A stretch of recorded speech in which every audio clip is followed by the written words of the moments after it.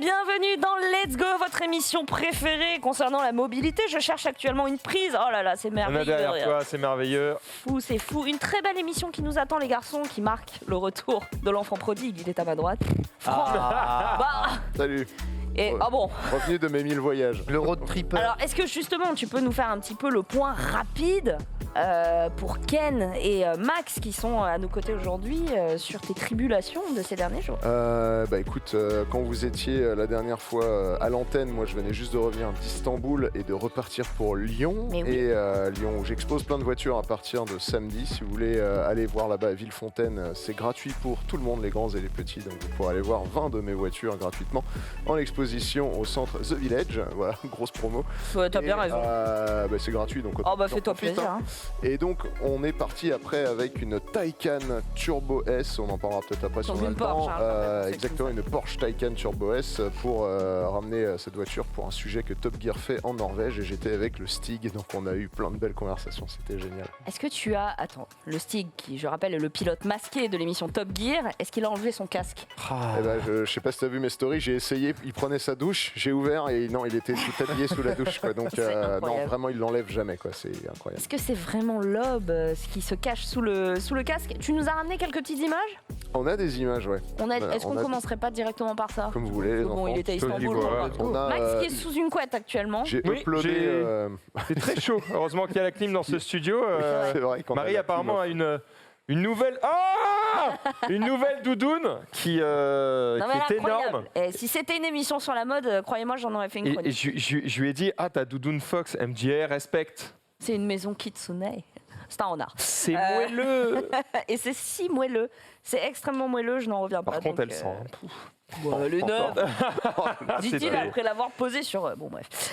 Écoutez, je suis ravie de vous retrouver. Évidemment, on a une émission assez dense puisqu'on va retrouver toute l'actualité de ces derniers jours, du cyclisme, du nautisme, de la F1, des news de moto, des news de vélo, des images du Grand Prix de Turquie, si tu as pu en prendre, des images du stick. Et puis, en fin d'émission, nous aurons un test réalisé par Max Eldan, n'est-ce pas? C'est vrai, un double test. En vrai, un triple test. Mais c'est non fou. Si, 3 en 1, c'est incroyable. C'est incroyable. Et on aura également 4 étudiants qui nous viennent d'une contrée lointaine et qui viendront nous régaler de ce qu'ils sont en train de préparer actuellement. Je ne vous en dis pas plus, mais vous n'êtes pas sans savoir que j'avais mis un tweet en disant, si vous êtes collectionneur, vous êtes ingénieur, pilote, athlète, coureur cycliste, que sais-je, mais en tout cas votre quotidien est lié de près ou de loin à la mobilité, contactez-moi et puis on verra ça part de là alors. Écoute, j'ai reçu... C'est super. Mais ouais, j'ai reçu plein de candidatures et puis je me suis dit, ces 4 étudiants en cuisine qui vont nous apprendre à faire les meilleures raclettes. Et ça, c'est... J'ai vu leur projet, je connais la course auquel ils vont participer. C'est génial. Ils vont nous parler notamment de piles à hydrogène. Donc, ça fera partie de la fin d'émission. Restez bien avec nous. Je vous propose de commencer tout de suite avec les images de Franck. Eh bien, allons-y. D'abord en Turquie. Alors en Turquie, je crois que j'ai pas mis le... Il y a le lien déjà de la Norvège. On va le faire dans l'ordre parce que sinon nos amis de la régie vont on va essayer de déménager au maximum. La Turquie, oui, c'est... Voilà. Donc ça, c'était le départ avec le Stig qui a mis à peu près 10 minutes à régler son siège. C'était... Est-ce que c'était la Taycan que tu avais conduit sur le circuit de l'Ouest? Pas du tout, parce que ça, c'est la nouvelle Cross Turismo. C'est celle qui est un peu version... elle ressemble plus à une Panamera vue de l'arrière. C'est vraiment génial. Ça, c'est une option à 1200 € qui est très cool. C'est un écran côté passager qui te permet de contrôler le GPS et de faire vraiment le copilote. On est vraiment la valeur de l'option. Je l'ai regardé, ouais, parce que c'est la seule option que je trouvais cool. Non, parce qu'il va l'acheter, en fait, cette voiture. C'est ça. Non, alors, là, avec option, on est à 232 600 €. Ce qui veut dire qu'il y a en fait le montant des options vaut le prix de ma Tesla globalement. Max non, Max n'a pas l'air. 232 000 €, il regarde, il est impassible. J'ai entendu 32 000 €. 232 000. Ah oui, non, alors là, oui, bon, t'es plus à 1500 près. Hein. Ouais, voilà, je veux dire, mais il y a quand même. C'est tout le business model Porsche. Hein. T'es plus à ça près. En fait, le il y a 36 000 € d'options. Voilà. Donc, 36 000 €. La valeur d'une voiture. Attends, mais le siège, il te fait quoi là? J'espère qu'il te fait des dingueries. Alors, t'as un toit en verre, qu'est-ce qu'il y avait d'autre comme option? Il y avait... Ah oui, on est allé sur le Nürburgring parce qu'on passait devant, on s'est dit ça serait dommage. Alors, fait intéressant, c'est que je suis arrivé au Nürburgring à la minute près parce qu'à 18h45, il ne laissait plus rentrer. Et donc, sur le GPS, ça nous disait vous allez arriver genre à 18h55 ou un truc comme ça. Et il fallait encore qu'on charge parce qu'on était à sec sur l'autoroute. Donc je me suis arrêté 10 minutes montre en main pour charger juste ce qu'il fallait et j'ai bombardé à 2,50 sur l'autoroute allemande pour réussir. T'as le droit là-bas. Pour réussir à arriver au Nürburgring, on est arrivé 2 minutes avant que ça ferme. Mais tu vas bien vite là. Attends, mais elles sont plutôt propres tes trajectoires là. Oui, quand même. Je le connais un peu ce circuit. Regarde ce coucher de soleil magnifique. Incroyable. Non mais vraiment expérience folle parce que j'avais jamais été au Nürburgring au coucher du soleil. C'est genre la nuit tombait, c'était génial. Tu te fais filmer par le stick quand même. Je me fais filmer par le stick qui a été pour une fois réactif dans sa vie. Et par contre, ce qui m'est arrivé, là on le voyait sur le tableau de bord, quand je suis arrivé au Nürburgring, j'ai tellement bombardé pour pas être en retard, il me restait plus que 60 bornes d'autonomie. Et le Nürburgring fait 20 km, je vous le rappelle. Et tu vas le faire à fond. Donc j'ai fait le début à fond en me disant au moins j'aurais profité un peu. Et après ce virage-là, pas très longtemps après, je me suis retrouvé en mode limp, en mode tortue. J'étais à 60 avec tout le monde qui me pressait à fond. Et on a failli tuer la batterie de la voiture, littéralement. Ouais, donc si tu pousses... Par contre, les mecs, ils ont intérêt à garder leur rétro parce que je vois que tu leur passes pas bien loin pourvu que lui il se disent oh je vais prendre une petite trajectoire sur la gauche. Et là lui si j'avais eu la batterie normalement chargée j'aurais pu le tenir mais largement. Là par contre j'étais limité déjà un peu par l'électronique. On est sorti du circuit, il restait 5 bornes, il commençait à faire très froid, on est arrivé à l'hôtel, il restait rien. Et genre même avant d'arriver à l'hôtel elle me disait il y a rien, arrêtez-vous, elle commençait à hurler de partout la voiture. On a branché à la borne de l'hôtel. Elle chargeait pas la voiture. La voiture disait charge terminée au bout d'une seconde, t'avais rien pris. Et là on se disait mais comment on va faire? Parce qu'en plus il fait froid la nuit dans les parkings souterrains, donc du coup quand il fait froid la batterie se décharge encore plus. La solution qu'on a trouvée, on a trouvé une prise qui branche pour mettre sûrement leur machine, la machine à repasser, j'ai n'importe quoi. Leur aspirateur, tout à fait. Et donc on a rechargé là-dessus. On a rechargé 1% avec le chargeur Porsche intelligent que tu mets dans ta maison. Et lui, il a réussi à rebooster la batterie assez pour la réchauffer un peu que après le vrai chargeur la détecte parce qu'il la détectait pas du tout. Elle était tellement faible qu'il se le chargeur mural qui charge assez rapidement quand même de l'hôtel détectait pas la voiture en fait. Et tout ça, là, il l'a fait avec son casque.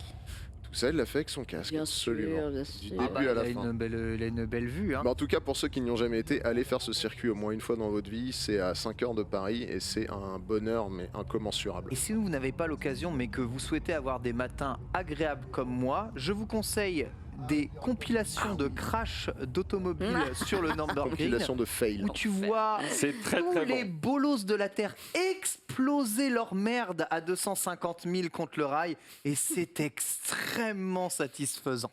Alors, il y a eu un record, on les a eu au téléphone. Il y a eu un record battu d'ailleurs récemment. C'est-à-dire qu'il y a un mec qui a planté sa caisse juste après les cônes. C'est-à-dire quand tu rentres, il a fait une axelle avec sa M3. Il s'est éclaté après 1 mètre de circuit. C'est le record. C'était court mais intense.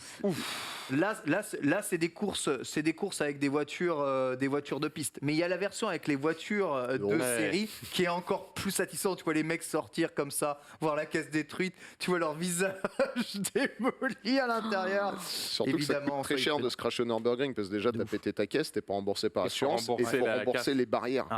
Et les barrières, je crois que c'est 5 ou 600 € le mètre linéaire. Bref. Voilà. Bon, en tout cas, oui, comme disait Ken, belle trajectoire. Hein. Du coup, arrivé à Oslo, vous avez fait un tournage là-bas. Tu as pu participer un petit peu à leur périple, voir un petit peu ce qu'ils préparaient? On est resté juste le premier jour parce qu'après, ils partaient vraiment loin dans les terres profondes et nous, il fallait qu'on rentre. Quoi. Par contre, on s'est pris une journée off pour visiter Oslo. C'est très sympa. Trop cool. Conseil aussi. Surtout si vous aimez les musées d'art moderne, il y en a plein, il y en a 12 au moins. Bon, bah alors là, ça fait le lien avec donc voilà. Et tout est pensé pour l'électricité, c'est-à-dire que plus on allait vers le nord et moins c'était compliqué de trouver des bornes et de pouvoir en fait naviguer en toute sérénité. En Norvège, c'est fou quoi, vraiment une voiture sur 3 est électrique. Hein. Ah ouais, d'accord. Oui, on avait expliqué pourquoi. Hein. Ouais, tout à fait, ils ont des incentives aussi qui sont assez fous. Mais donc voilà, super road trip, on s'est bien marré avec le Stig et il est arrivé en un seul morceau et la voiture aussi. Je pensais qu'il conduirait tout le temps, tu vois. Non, j'avais quand même envie de la tester un peu, la Porsche, parce que c'est sûrement la seule fois dans ma vie où je vais avoir l'occasion de conduire ça. Donc voilà, je lui ai un peu tu l'auras acheté d'ici une semaine, on le sait, Franck, on se sait. Est-ce que tu as des images du Grand Prix de Turquie? Alors, on en a sur ma chaîne YouTube. Je ne sais pas si la régie a besoin d'un lien ou si ils peuvent aller le chercher, mais je peux envoyer le lien. Comment ça s'est passé pour toi, cette expérience? C'était surprenant pour plusieurs raisons. Le fait que, notamment, il nous ait emmenés au circuit à 8h du mat, donc levé à genre 6h30 à l'hôtel, alors que tu te dis, c'est bon, en Turquie, on va profiter un peu. Non. Ils nous ont emmenés à 8h du mat sur le circuit et on avait strictement rien à faire jusqu'à 15h. Quelle angoisse! On est resté dans la zone VIP où il n'y a rien à part. Je croyais qu'ils allaient vous régaler pendant toute la matinée, quoi, même pas. Et du coup, pourquoi tu es arrivé, je suis allé voir Nana, j'ai dit ouais, super, trop cool, qu'est-ce qu'on fait? Elle me fait bah on est là, c'est cool.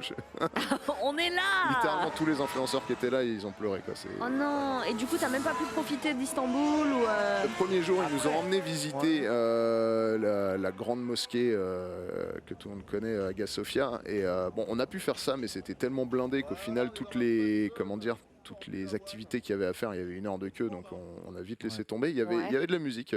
Juste après ça, il y avait un peu d'ambiance sonore, si vous voulez avoir l'ambiance du DJ fou du GP de Turquie. Mais à partir de 15h, donc tout a commencé et on a pu enfin profiter un peu de la course. Et la veille, on a profité des qualifs. La course, je ne sais pas si vous l'avez vue. Si, on l'a vu. Elle n'a jamais vraiment séché cette route. Hein. Ça, c'est la F1 2022. Ouais. Enfin, c'est le proto, puisqu'après, ils vont chacun faire leur sauce. Mais c'est vrai que elle est pas moche. Les grosses roues, finalement, ouais, là voilà, grosse ambiance. Les grosses roues, je pensais que ça allait plus casser le style de la voiture que ça. Et en fait, non, ça allait plutôt bien. Ouais, mais attends, les mecs, ils nous mettent. Il est dans son élément. Ils mettent de la Eurodance et forcément, t'avais les 2 gars là qui étaient à fond dedans. Je les ai pas lâchés. C'était vraiment très. Tu viens souvent ici? Ouais, c'est un peu ça. Mais c'est la première fois que j'ai des bagnoles comme ça autour de moi. C'était un peu le concept. Ouais, non, la course était folle parce qu'on a quand même plein de pilotes qui ont essayé de terminer la course sans changer de pneus. Oh oui. Notamment Ocon qui a fini avec des pneus qui étaient à moitié détruits et Hamilton aurait bien aimé. Qui aurait bien aimé, ouais. Il a fini par céder à la pression de l'équipe. Et est-ce que c'était une bonne idée finalement? Je ne sais pas ce que vous en pensez. Il a fini par dire que, on s'en est parlé la semaine dernière, hein, que c'était une décision d'équipe et que de toute façon, lui, sur le moment à la radio, clairement, il aurait préféré finir la piste avec les pneus d'origine. Mais... Ouais. Enfin, on est d'accord qu'ils sont tous chaussés en Pirelli. On connaît les problèmes qu'ont eu les pneus Pirelli durant toute la saison. C'est un risque permanent. Hein. Exactement. Est-ce que ce risque, pour lui, il s'en fout, tu vois. Il est dans le risque, mais voilà. Je pense que l'équipe n'a pas voulu. Ça, c'est marrant, j'avais jamais remarqué. Donc, en fait, les bagnoles de ceux qui n'ont pas gagné les qualifs se mettent sur le côté et ils sortent regardez les losers. Que entre les jambes à l'entrée de la pit lane. Cet autodrome, du coup hyper bien. Moi, je sais pas trop. Là-bas. Première fois de ma vie en Turquie tout court. Et je savais pas vraiment à quoi m'attendre. Et je sais pas quel âge il a le circuit, mais il est flambant, quoi. Il est franchement très propre. Tu sens que tout est pensé vraiment pour faciliter le trafic. Le max. Ouais. On avait une bonne place, c'est-à-dire que là où on était, on voyait effectivement, méga bien. On voyait tout le monde, on voyait l'entrée des stands, c'était pas trop mal. C'est Bottas, qu'est-ce que je dis? Je crois que c'était Verstappen. C'est Bottas. Non, il y a Verstappen dépassé. Je sais pas si vous connaissez, lui, Thomas World Supercar, très sympa, qui fait souvent des essais de voitures incroyables. Mais il y a tout le YouTube Game. Il y avait du YouTube Game européen, c'est-à-dire que les autres, c'était plein de... Il y avait des Hollandais, il y avait même des Australiens qui sont pas du tout européens du coup. Donc on a pu rencontrer des gens d'autres pays, ce qui change un peu parce qu'en général on est tout... Oui, on a fait des petites blagues. Tu es un enfant. Lui il s'appelle Misha, c'est un mec justement qui habite au Nürburgring et qui fait que des vidéos là-bas. Du coup il est devenu assez célèbre pour ça. Et il a pas du tout apprécié que je lui fasse cette petite blague. C'est vrai? En même temps il dort la bouche ouverte, bon c'est tendu. Voilà, c'était, on s'occupait parce qu'on a fait énormément, on a fait énormément de routes. Il y a vraiment le gosse turbulent de la classe. Genre, il est pas méchant mais il fait des vannes tout le temps, ça casse les couilles. Sur toutes les photos il est comme ça derrière et tout, tu vois. Ouais, on a fait 1000 heures de route parce qu'en fait pour se déplacer c'est pire que Paris, t'as des bouchons absolument partout, donc forcément on s'ennuyait dans le bus, donc au bout d'un moment voilà, on s'occupe comme on peut.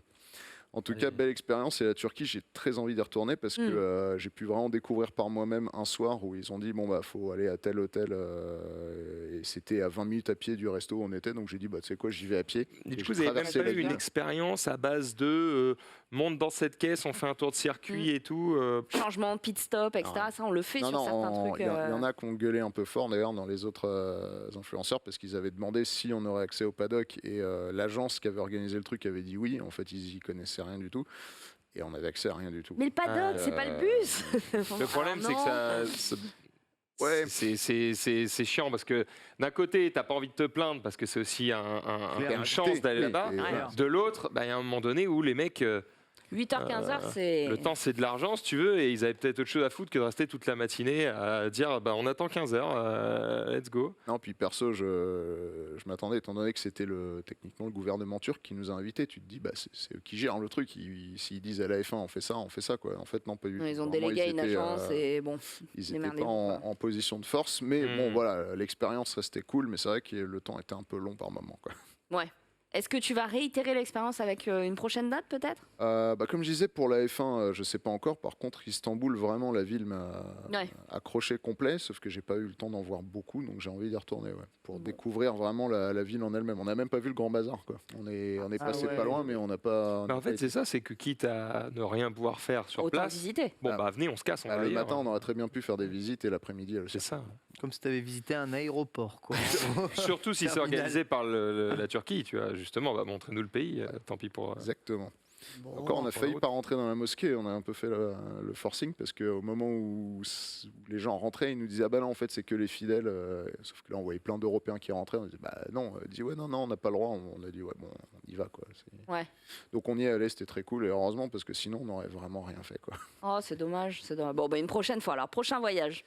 Yes. Eh bien, écoute, ça régale, merci de ces images. Je vous propose de commencer avec une petite news, ça touche le cyclisme. Ken, tu n'es pas sans savoir que le tracé du Tour de France 2022 a été enfin révélé jeudi dernier. La 109e édition propose un tracé inédit selon les experts qui pourrait bien mettre à mal les leaders sur les 6 premières étapes au moins. Il y a aussi le retour de l'épreuve féminine. Ça faisait 12 ans que les professionnels de ZLES ne s'étaient pas... fait de la grande boucle. Ça fait du bien. On a du coup les 2 boucles. La voici, la boucle féminine avec toutes ces étapes. Je suis 8 très étapes. Content parce qu'il y a une étape qui fait Bar-sur-Aube 3, qui est littéralement chez moi. Voilà. Et c'est une étape que j'aime bien faire à vélo. C'est assez agréable de faire ce tracé justement à vélo. Alors eux le rallongent un tout petit peu parce que ça fait quand même plus de 100 km chaque étape féminine, mais c'est vraiment très très cool. Voilà, avec l'arrivée sur les Champs-Élysées. On démarre par les drapeaux rouges, on arrive sur les drapeaux bleus, c'est ça ? On démarre le bleu, on arrive le rouge, il me semble. C'est l'inverse, d'accord. Non, on démarre le rouge, on arrive le bleu. On démarre le rouge, on arrive le bleu. On démarre le bleu, le on premier démarre bleu le bleu, est on une arrive flèche, le rouge. Non, on démarre le bleu, on arrive le rouge. Ouais. Oui, c'est ça, on démarre le bleu, on arrive le rouge. Exactement. Très bien, merci beaucoup. Désolé, je pensais pas que ça allait mettre tout le monde en PLS. Non, mais si, il y a les flèches qui t'indiquent le sens dans lequel se passe. L'arrivée est en rouge en tout cas. Mais c'est exactement ça. T'as les dates, du coup, tu sais, voilà, le 27 juillet, ça fera quand même assez chaud. J'espère que ça ira. Mais bon, c'est l'Est de la France et globalement, l'Est de la France va être mis à l'honneur pour ce Tour de France, puisque sur la map masculine... J'avais envie de vous parler de la Transat Jacques Vabre, puisque le départ sera donné dimanche 7 novembre, et c'est une Transat qui s'annonce assez exceptionnelle, puisque vous pourrez y voir au départ 80 bateaux engagés, 160 skippers contre 59 en 2019, pour vous donner un peu un ordre d'idée sur le nombre de duos qu'on va pouvoir avoir cette année, des duos iconiques, d'autres plus éclectiques, et surtout on va avoir 5 classes qui vont être engagées. Je croyais que tu allais dire d'autres plus éclatés. Pas éclatés. Il y a plusieurs catégories, mais non, pas éclatés, mais par contre on va avoir des duos père-fils, etc. Et ça c'est plutôt cool. 5 classes, donc comme j'ai dit, seront engagées sur la ligne de départ. 45 classes 40, 23 monocoques IMOCA, 7 trimarans et 5 ultimes après 4 ans d'absence. Les ultimes, c'est les F1 de la mer. Alors, vous me direz peut-être que pour cette édition, ils partent pas tous sur le même pied d'égalité, avec 5 classes de bateaux différents. Alors du coup, il y aura 3 parcours, puisque les classes varient entre elles. 4600 miles, donc 8500 km pour les classes 40, 10 700 km pour les IMOCA et Ocean 50, et qui vont devoir descendre jusqu'à l'archipel brésilien de Fernando de Noronha. Et 13 900 km pour les ultimes, qui devront contourner un autre archipel brésilien, parce que forcément l'effort sportif doit être égalitaire pour tout le monde. Donc voilà, j'ai plutôt hâte, rien que pour les ultimes, de me replonger dans la Transat Jacques Vabre. Oui. Alors j'y serai. Au départ de cette transat, j'y serai. À la nage d'ailleurs. Alors tu crois pas si bien dire. Oh non.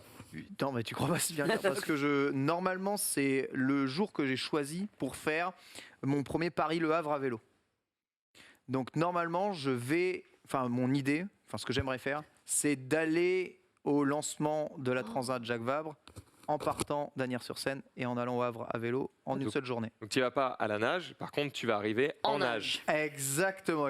Ah, c'est beau. Je vous tiendrai au courant et dans Let's Go si je suis mort au passage. Il y aura un petit live assuré sur ta chaîne Twitch. Non, je peux pas assurer un live moi-même pour faire ça. C'est un projet personnel, peut-être qui débouchera vers d'autres trucs un peu plus vénères à l'avenir.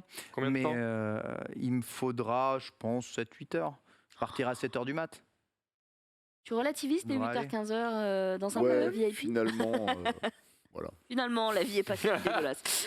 Et bien écoutez, je vous propose de commencer avec justement des news concernant le cyclisme, notamment le vélo cargo électrique. Tu déménages en vélo cargo ? Alors tu ne peux pas, je ne déménage pas en vélo cargo, mais c'est tentant, ne tentez pas. Et si j'ai mis ça justement ici, c'est parce que beaucoup de personnes le font justement. Et des entreprises sont spécialisées justement là-dedans, déménager en vélo cargo. Alors oui, j'entends déjà Maxildan, les forceurs de l'extrême. Oui, c'est exactement sûr. Non mais vraiment les gars. C'est génial. Des Québécois qui ont lancé l'idée et qui font ça depuis 2009. Vous les voyez actuellement sans aucun vélo électrique. Ils font ça sur un principe associatif. Ils ont eux-mêmes fait fonctionner leur remorque et créé leur remorque eux-mêmes. Depuis, l'entreprise s'est développée. Des vélos électriques ont été mis à disposition pour déménager justement les gens à vélo. Ça se fait plus facilement qu'on ne le pense, mais ça se fait de plus en plus sur Paris, avec notamment l'association Carton Plein, que vous connaissez peut-être, qui aide énormément de personnes en difficulté à déménager en région parisienne.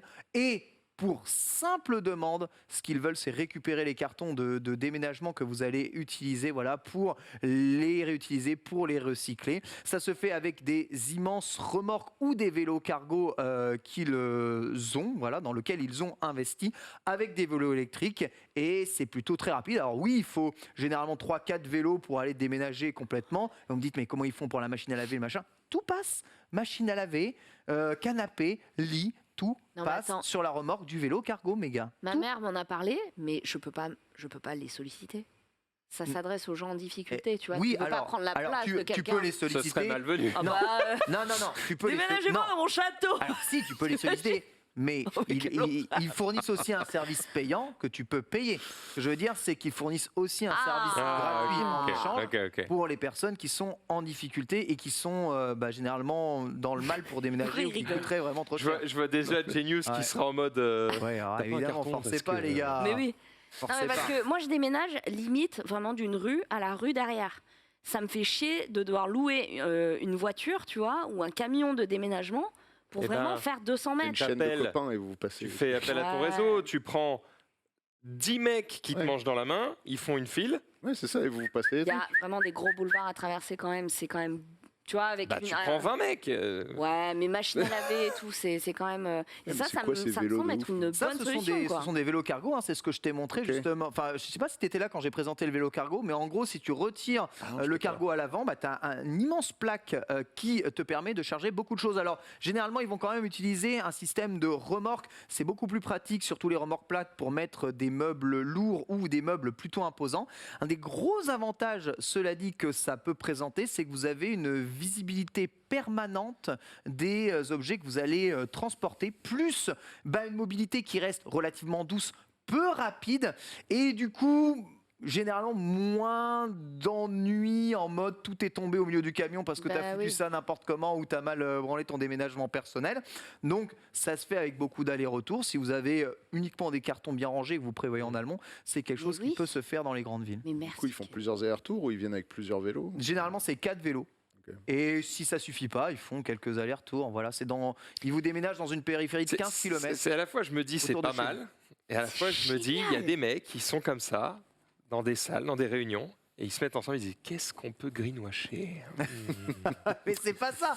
Là à la base, ça se passe. Peut-être qu'on pourrait prendre des F1 et les porter et courir avec nos pieds. C'est sur la base du principe associatif. Hein, je trouve ça génial. Et avec en elle, vérité, moi, je vais appeler. Avec le vélo, tu vas pouvoir. En plus, ça a vraiment du parce que vous savez, souvent quand vous déménagez, vous tombez sur des endroits où vous n'avez pas accès en voiture.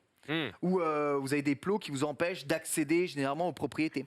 Avec un vélo et une remorque, vous n'avez pas ces problèmes d'accès. Vous pouvez emmener directement votre marchandise très près du lieu dans lequel vous allez déménager. Ce qui vous évite de trimballer. J'ai fait un déménagement récemment, on devait se garer limite à 500 mètres et transporter tous les trucs pour aller directement dans les nouveaux lotissements qui sont un peu fermés. En vélo, vous n'avez pas ce problème. Vous n'avez pas de place de parking à payer, pas de truc, donc vous pouvez vous positionner directement en face. Attends, t'as pas de place de parking à payer, d'accord, mais il y a un moment donné, même si ton vélo va partout, la remorque derrière, il faut quand même la caser quelque part. Tu vas pas te mettre en double fil. Tu es sur le trottoir, tant que ça ne gêne pas au sur une entrée de garage, je peux te dire qu'un camion de déménagement breton dans ma rue à sens unique, c'est impossible. Tu l'as bien vu, ma rue. Oui, ça c'est vrai. C'est un vélo sur une petite alcôve toute gentille du 3e arrondissement, c'est très bien. Alors, je vois dans le chat à la question, restons sérieux, ça sert à quoi? À déménager du coup, donc à déménager avec 0 CO2, changer de lieu, oui 0 CO2, mais surtout moins d'espace. Et c'est un moyen plus économique surtout de le faire. Les 300-400 mètres quand... parce que si tu as déjà un vélo, louer une remorque, ça coûte que tu prends que la remorque, d'accord. Que dalle. Et puis même louer un vélo comme ça, ou même louer leur service, comparé à un service de déménagement, c'est 3 à 4 fois moins cher. Mais c'est ça qui m'intéresse, moi. C'est pourquoi? Parce qu'au bout d'un moment, ton camion, tu l'as rentabilisé il y a 1000 ans. Je vais bientôt déménager, je vais louer un camion et puis je vais faire mon transport en camion. Peut-être aussi parce que... je veux le faire pour moi, l'urgence, c'est de remplacer les camions et d'en mettre des électriques. Déjà. Les déménageurs viennent chercher aussi peut-être chez toi directement et déposent dans les pièces de ton choix. Là où lui, tu vois peut-être qu'il t'attend en bas et tu dois déposer les cartons. Le service est peut-être différent. Mais vraiment, j'insiste sur le côté pratique du porte-à-porte de la chose. Vraiment, là où vous devez avoir quand même une place de parking, souvent livraison pour pouvoir faire vos déménagements, surtout dans des grandes métropoles. En vélo, vous allez pas avoir ce problème-là parce que le vélo va même pouvoir rentrer dans les parties communes pour aller être chargé en dérangeant beaucoup moins les question d'organisation aussi, c'est vrai que c'est pratique quand tu prends un camion aussi de tout mettre d'un coup et t'arrives, tu décharges d'un coup, fin du buzz. Dépend bien entendu combien de cartons vous avez, dépend de ce que vous avez à déménager, etc. Sachez que c'est une possibilité. Déménager un étudiant. C'est une possibilité, exactement. Et si vous êtes surtout en difficulté dans le besoin, que vous ne pouvez pas avoir accès à un déménagement qui coûte quand même assez cher, sachez que ces solutions existent pour vous et fonctionnent très bien aujourd'hui, même à Paris. Super. Mais c'est trop cool. Écoute, je vais les contacter de ce pas. Maxildan. Qu'est-ce qu'elle veut? Dis-moi. J'arrive même pas à dire son nom tellement oui, il tellement me... C'est la meuf de gauche, là. Oui, alors allons-y. Chez les automobilistes, pourquoi? Alors, non, elle fait rire un petit peu parce que du coup, Anne Hidalgo, on le sait, il y a une petite course à la présidentielle qui est en cours. Et du coup, le problème, c'est que, pour gagner le cœur des Parisiens, c'est bien de foutre des vélos partout. Mais les Français. Mais pour gagner le cœur de la France, tes vélos, tu te les mets au cul. Donc, il y a un moment donné où Anne Hidalgo, elle se dit attention, la communication, va falloir peut-être tester un peu comment on change son fusil d'épaule. Et du coup, elle annonce à la radio... Je bafouille de fou. Non, mais on est fumés, tous. Elle annonce à la radio qu'elle est pour une réduction des taxes sur le carburant. Ce qui est assez rigolo venant d'Anne Hidalgo. On est bien d'accord. C'est celle qui a tout fait pour faire sortir les voitures et globalement les moteurs thermiques de Paris. On trouve ça bien ou pas? C'est pas la question. Mais du coup, quand tu fais tous ces efforts-là, derrière annoncer « Je suis pour la baisse du prix du carburant », t'es un petit peu en mode Quel est le projet, oui, ça. Mets-toi d'accord avec toi-même. C'est d'autant plus logique. Ah bon? Puisque avec moins de voitures, c'est moins grave, on va dire, de faire payer moins cher le carburant, puisque moins de personnes utilisent le carburant. En baissant le nombre de véhicules à Paris. On va moins taxer le genre de personnes, tu vois. C'est pas en baissant le nombre de véhicules à Paris que tu changes vraiment le nombre de véhicules en France. Et il faut penser à tous ceux qui ne peuvent pas se passer de véhicules et qui ne peuvent pas acheter de véhicules électriques et qui ont besoin aussi de l'essence. Oui, j'allais te dire, est-ce que c'est pas juste une décision un peu démago? Voilà, je ne dis pas qu'elle pourra le faire, je ne dis pas qu'elle le fera, je ne dis pas que c'est pas bien de le faire. C'est juste... En plus que tout ça, ça se décide pas au niveau de l'Europe, en plus, tous ces trucs. Ça m'a fait rire, c'est tout. À mon avis, tu peux rien faire du tout. Ça m'a fait rire. Bon, je comprends que ça te fasse. Fin de la news. C'était très court, c'était juste pour vous dire. Regardez, on n'a pas fini de rigoler là jusqu'aux élections. Vous allez entendre des conneries. Et ça va être effectivement, quelle est là Franck, tu as une news sur l'attelage. Oui. Même si on ne tracte rien. Exactement. Donc, Ken vient de nous parler de remorques. Moi, j'ai découvert un petit article qui explique, qui explique qu'il faut prendre le crochet d'attelage sur les voitures, même quand on n'a pas besoin de remorque. Là où on met la boule de tennis. Tu sais, exactement. Toi, tu sais pourquoi, puisque on peut avoir effectivement un porte-vélo plus qui vient facile. se mettre là-dessus. Je ne sais pas si on peut avoir les illustrations en même temps. On n'est pas obligé de mettre la boule, mais au moins l'accès à l'attelage. Voilà, la partie carrée où tu viens mettre ce que tu veux dedans. Donc ça, c'est un peu standard maintenant, ok, tout le monde connaît. Par contre, regarde, là, quand tu descends, ils ont un truc qui se range, c'est vraiment bien foutu, ça se plie en fait, comme ça, je m'en sers pas. C'est assez chouette, mais il y a d'autres choses qui sont beaucoup moins communes, où tu n'aurais pas pensé que tu pouvais avoir ça. Alors par exemple, sur le deuxième lien, tu vas voir une énorme queue derrière ta bagnole. Je peux dire les termes. On a la société Wayfair qui fabrique ça. Ça, c'est plutôt cool.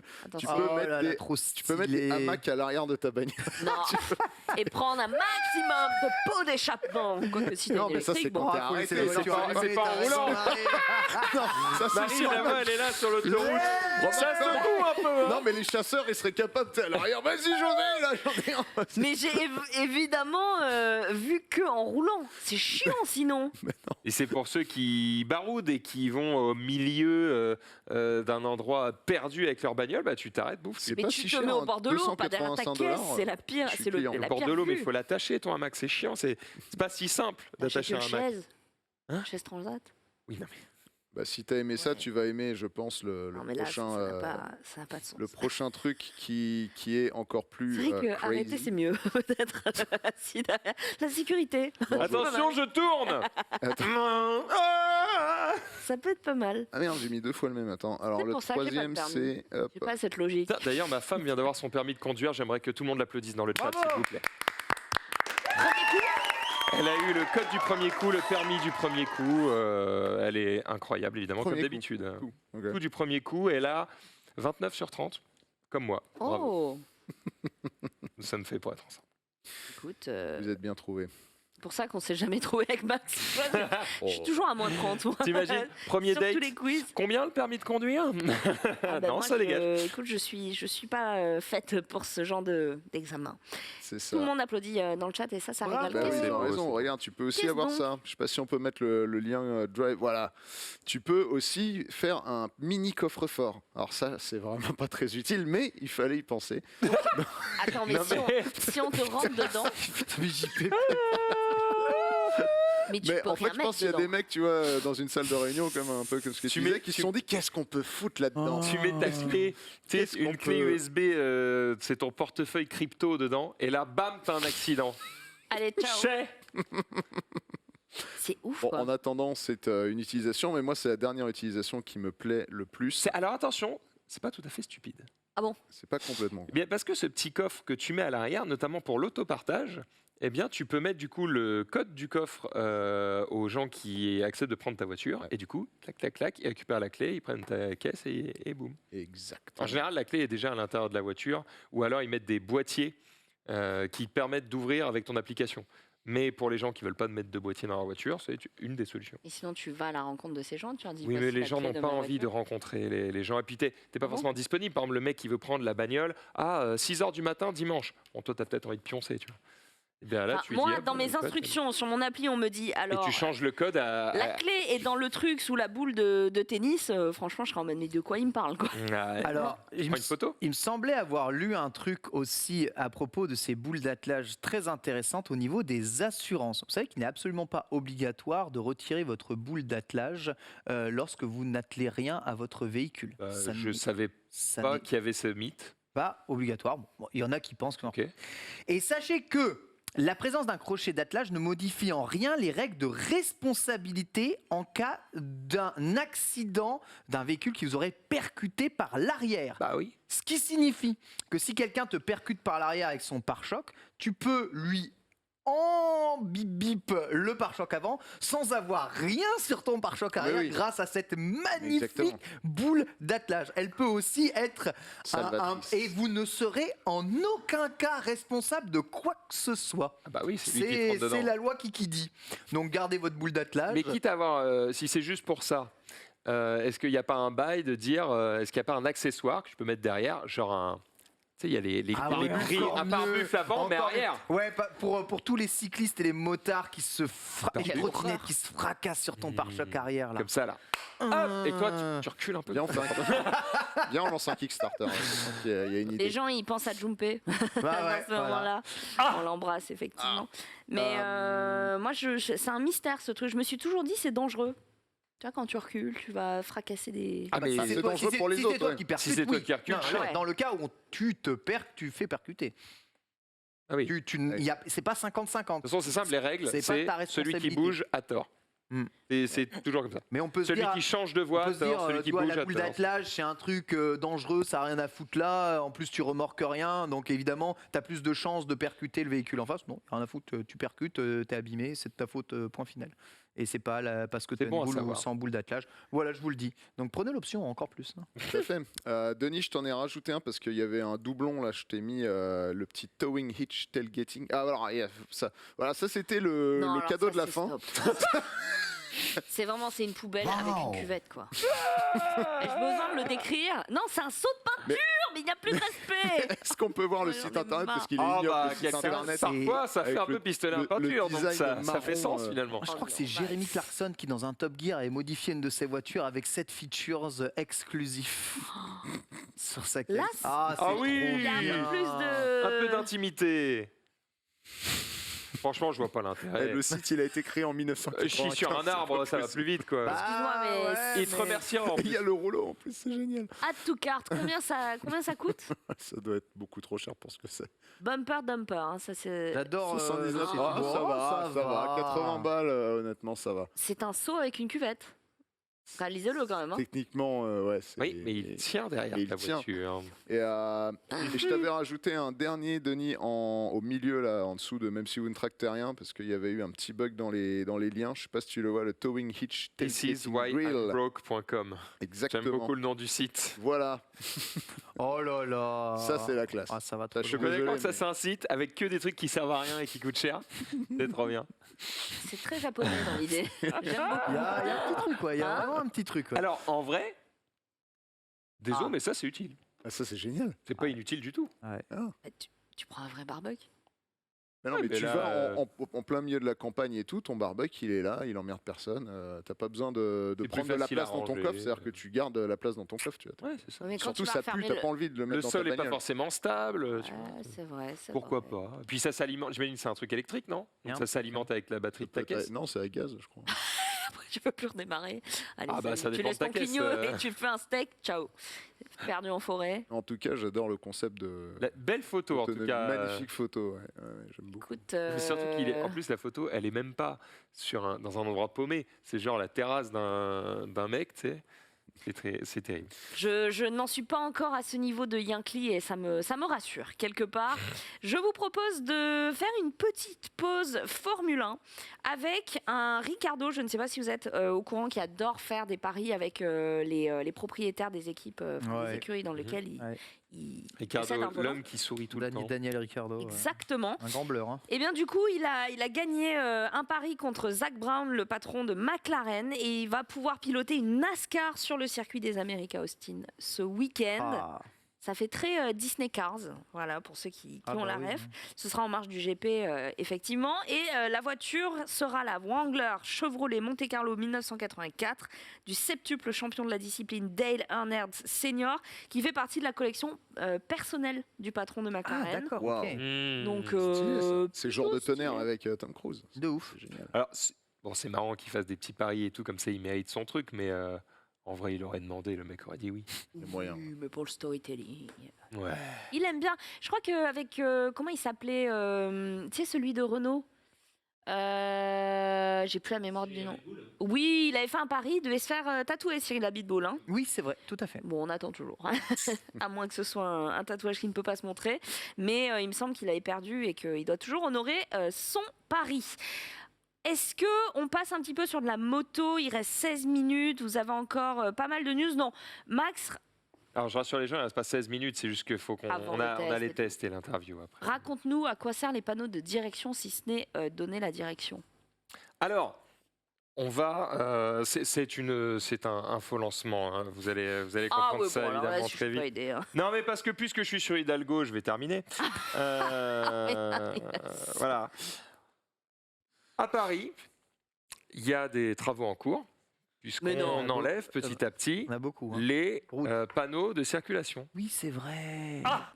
Voilà. Les panneaux de direction. Parce que, oui, Ok. les panneaux de direction, oui, Ouais. je dis de circulation, de Ouais. direction. Ouais. Et du coup, tu te dis, bah merde, les gars, c'est con, c'est utile. Alors, il y a une manière de penser qui est de dire, bah non, aujourd'hui, tout le monde utilise un GPS. C'est une technologie d'un autre temps, ces panneaux de direction. Pourquoi utiliser ça?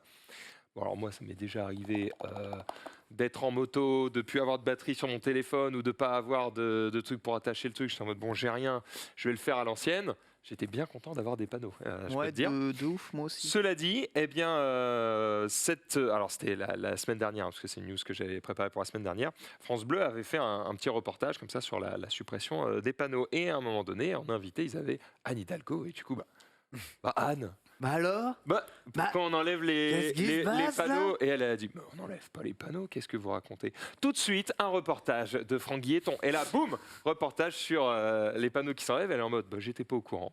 Ah, c'est embêtant ça.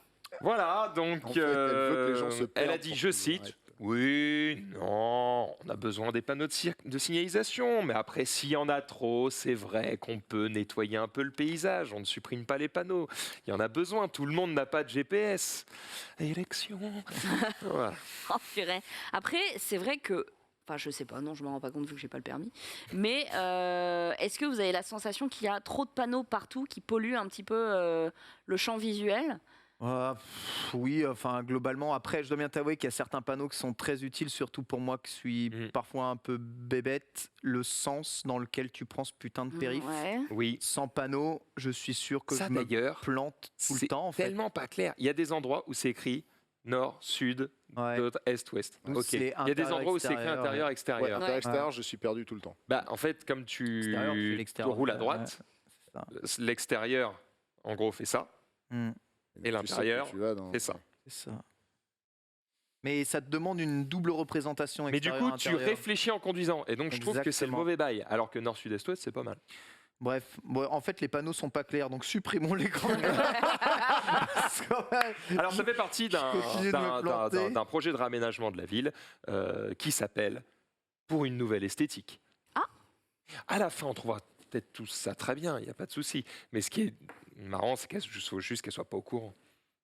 Il y a tellement de choses qui doivent être déléguées. On ne lui en veut pas, évidemment. Je vous propose On ça, rigole. je pense pas qu'elle était au courant. La photo du jour. Vous savez, quand vous avez des annonces qui, des fois, vous disent « Votre train est en retard et nous estimons un retard à 10 minutes pour cause d'objets sur les rails. » Vous avez déjà Cause entendu de ce truc? suicide. De ouf. Oui. Bah, regardez. Waouh, les objets sur les rails. Ah ouais, il y a un Ah objet ouais. là. Il s'est mal garé, non? Eh ben, il est tombé. Oh, damn. Sérieux? Ouais, il Attends, est tombé. de quoi? Il est tombé, mais il est sorti de la route, il a fait... Il a dévalé. Par la droite. et voilà, il a Il a dévalé. dévalé, il est là. Paf sur les rails du RER E. Mais il n'y a pas des grillages? Visiblement non. Z-Dot, c'était à Roigny. C'est la preuve que ces SUV passent vraiment partout. Hein. Quelle bonne publicité. Écoute, Très bonne pub. Une très bonne pub. Alors ça date effectivement de fin septembre et je l'avais pas vu passer celle-là, mais j'avais envie de revenir un petit peu sur l'historique des rails de RER, puisque ce n'est pas la première fois. On a eu également le RER-C qui a été touché, ou encore le RER-B. Bon là c'était un petit peu plus technique. Mais il y a une méta, c'est pas possible. Là, moins bonne tenue de route. Oui, là. Alors que s'il avait eu un SUV, il serait sur les roues. Mais oui. Alors le RER-B, c'était clairement pas un SUV, c'était une toute petite citadine.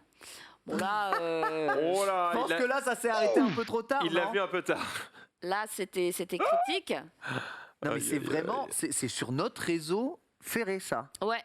Ok. C'est peut-être parce qu'il n'y avait plus de panneaux de direction, nous dit-on. C'est possible. C'est pas con. Mais on a vu également ça. Et je n'ai toujours pas d'explication à cette photo. J'espère que ça va, les conducteurs. Non, le tweet où j'ai mis plein de points d'interrogation. Si tu tapes dromadaire RER, je pense que tu peux tomber sur un truc. Ah oui, t'as mis 2 fois le même tweet. Ça m'arrive tout le temps, Marie. Ça m'arrive. Pour le pire timing en plus. C'est dégoûtant. C'est dommage parce que c'était vraiment un vrai dromadaire qu'ils avaient pris pour un lama et qui se baladait sur les quais de... Dromadaire.jpg peut-être ? Qu'ils avaient pris pour un lama. Ouais, bon alors c'est ça qui m'a le plus choqué. Mais sur les rails du RER, le RER A épargné pour l'instant d'une bagnole. Donc, c'est un petit montage. sympathique. Et j'ai peur de l'article en dessous.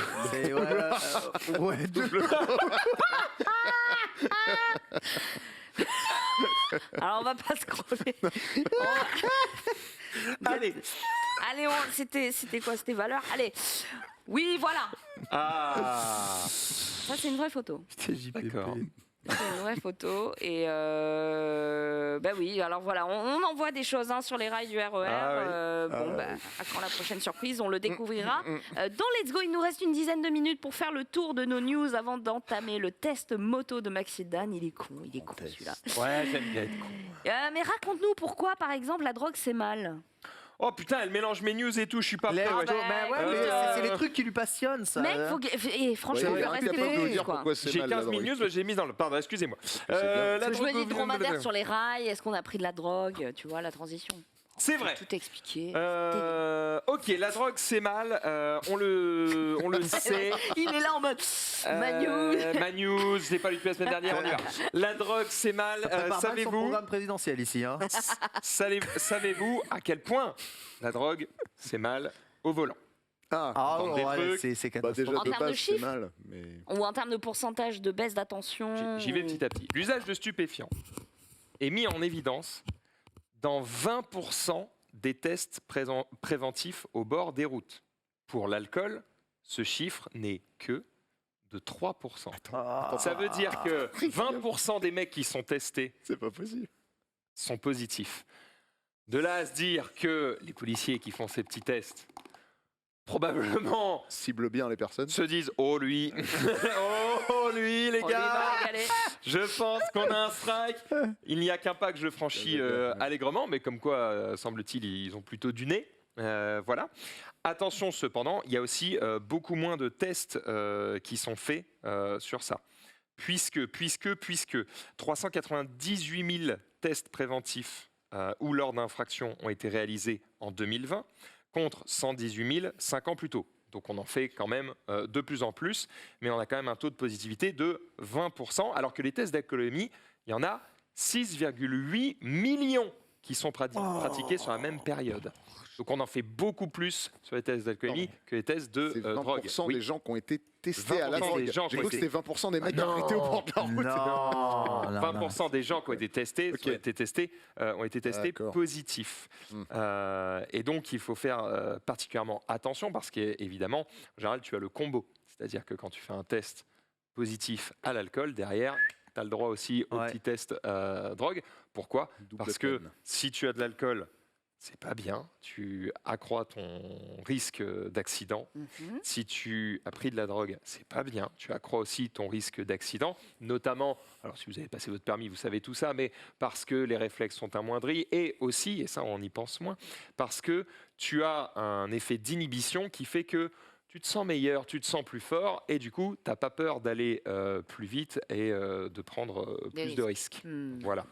Donc, il faut particulièrement faire attention à ça. Et quand tu mélanges les deux, eh bien, ce risque est multiplié. C'est même pas genre, ça fait pas 1 + 1, tu vois. Ça fait plutôt 2 x 12. Donc, ça fait extrêmement mal. Donc, faites particulièrement attention.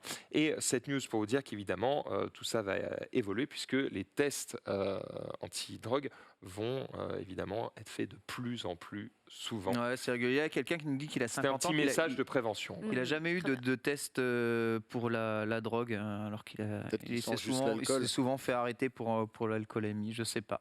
Parce que c'est peut-être une décision faite au faciès, tout simplement. Ils se disent, oh, il a 50 ans, il ne va pas fumer du cannabis. Enfin, c'est con, mais peut-être que le premier réflexe va être un alcotest. En 2019, 23% des tués sur la route l'ont été dans un accident impliquant un conducteur sous l'emprise de stupéfiants. 23% on parle pas d'alcool, des tués. On parle juste pas d'alcool. Des stupéfiants. Ouais, des stupéfiants. Ouais, je te dis, 23% des tués. Tu ça multiplie par 2000 ou 3000 tes chances d'être impliqué dans un accident. Alors évidemment, les chiffres ne sont pas si simples que ça. On peut évidemment faire tout un tas de regroupements qui diraient que possiblement des gens qui auraient tendance à être dangereux sur la route auraient aussi tendance du coup à consommer de la drogue. Il y a des corrélations qui ne sont pas si simples que ça, mais c'est quand même un chiffre qui fait réfléchir. Tout simplement. Effectivement. Les gens disent c'est stupéfiant cette stat, mais c'est encore plus stupéfiant qu'on ait l'impression qu'il faut rappeler constamment, de manière préventive. Non mais ils ont raison, c'est stupéfiant parce que même quand on te dit que c'est dangereux, mais tu ne t'en rends pas compte, soit parce que tu l'as jamais consommé, soit parce que tu fais attention, soit parce que tu t'en fous, et on en connaît tous autour de nous des mecs qui consomment et qui s'en foutent. Évidemment, c'est dramatique. Mais on ne se rend pas compte à quel point c'est dangereux. Et en fait, c'est bien de le rappeler. Vraiment, c'est évidemment dramatique d'avoir un accident mortel, que ce soit sous l'emprise de stupéfiants ou pas. Moi, ce qui me rend fou, c'est que ça implique souvent des gens qui ne sont sous l'emprise de rien du tout, qui se font faucher. Je connais vraiment personnellement des personnes qui se sont fait faucher sur le rebord de la route par des automobilistes qui roulaient à fond parce qu'ils étaient ivres morts. Ils n'ont pas vu le mec, même avec le gilet, même avec le plot. Le mec avait crevé, il s'est arrêté ici, il sortait juste pour se mettre derrière la barrière. On passait à fond, fauché. C'est le décès. Et en moto, je ne les compte même pas, ceux qui ne sont pas vus et qui se font faucher. Voilà.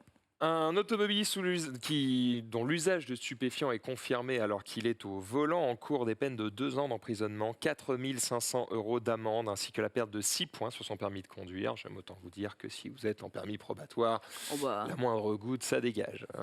Évidemment. Et ça, c'est pareil pour l'alcool. L'alcool, c'est 0 quand vous êtes en permis... oui, si, on dit probatoire, les 2 premières années. Oui, avec le A, quoi. Exactement. J'ai oublié, moi, ça fait longtemps, les amis. Oh, il flex. Non, et dernier point qui est relou, c'est que même si on a fait 400 000 tests préventifs, du coup, en 2020, eh bien, en 2015, alors qu'on n'en faisait pas, eh bien, il y avait le même nombre de tués sur les routes à cause de stupéfiants. Parce qu'en fait, tu fais les tests après coup, du coup, tu te rends compte qu'ils étaient positifs et c'est chiant. Là, on a beau faire des tests, on a le même nombre de décès avec des gens qui ont pris des stupéfiants, c'est chiant. Voilà. Désolé d'avoir enculé l'ambiance, mais à un moment donné, il faut dire les termes. Celui qui boit, c'est celui qui boit de l'eau. Celui qui conduit, c'est celui qui boit de l'eau. Il y a un gars qui a dit ça dépend quelle drogue, la cocaïne, ça aide au volant. Non. Non, vraiment pas. Non, pas du tout. Rien ne vous aide, ça vous donne la sensation que vous êtes aidé. Vous n'êtes pas aidé. Voilà. Vraiment pas. Et vous n'aiderez pas les autres. Est-ce qu'on a le temps? On a encore... Dernier chiffre. Allez, donne-nous des chiffres, vas-y. Par combien ça multiplie le combo alcool-drogue? Par 20. Ouais, moi, c'est pas par 10, c'est pas par 20.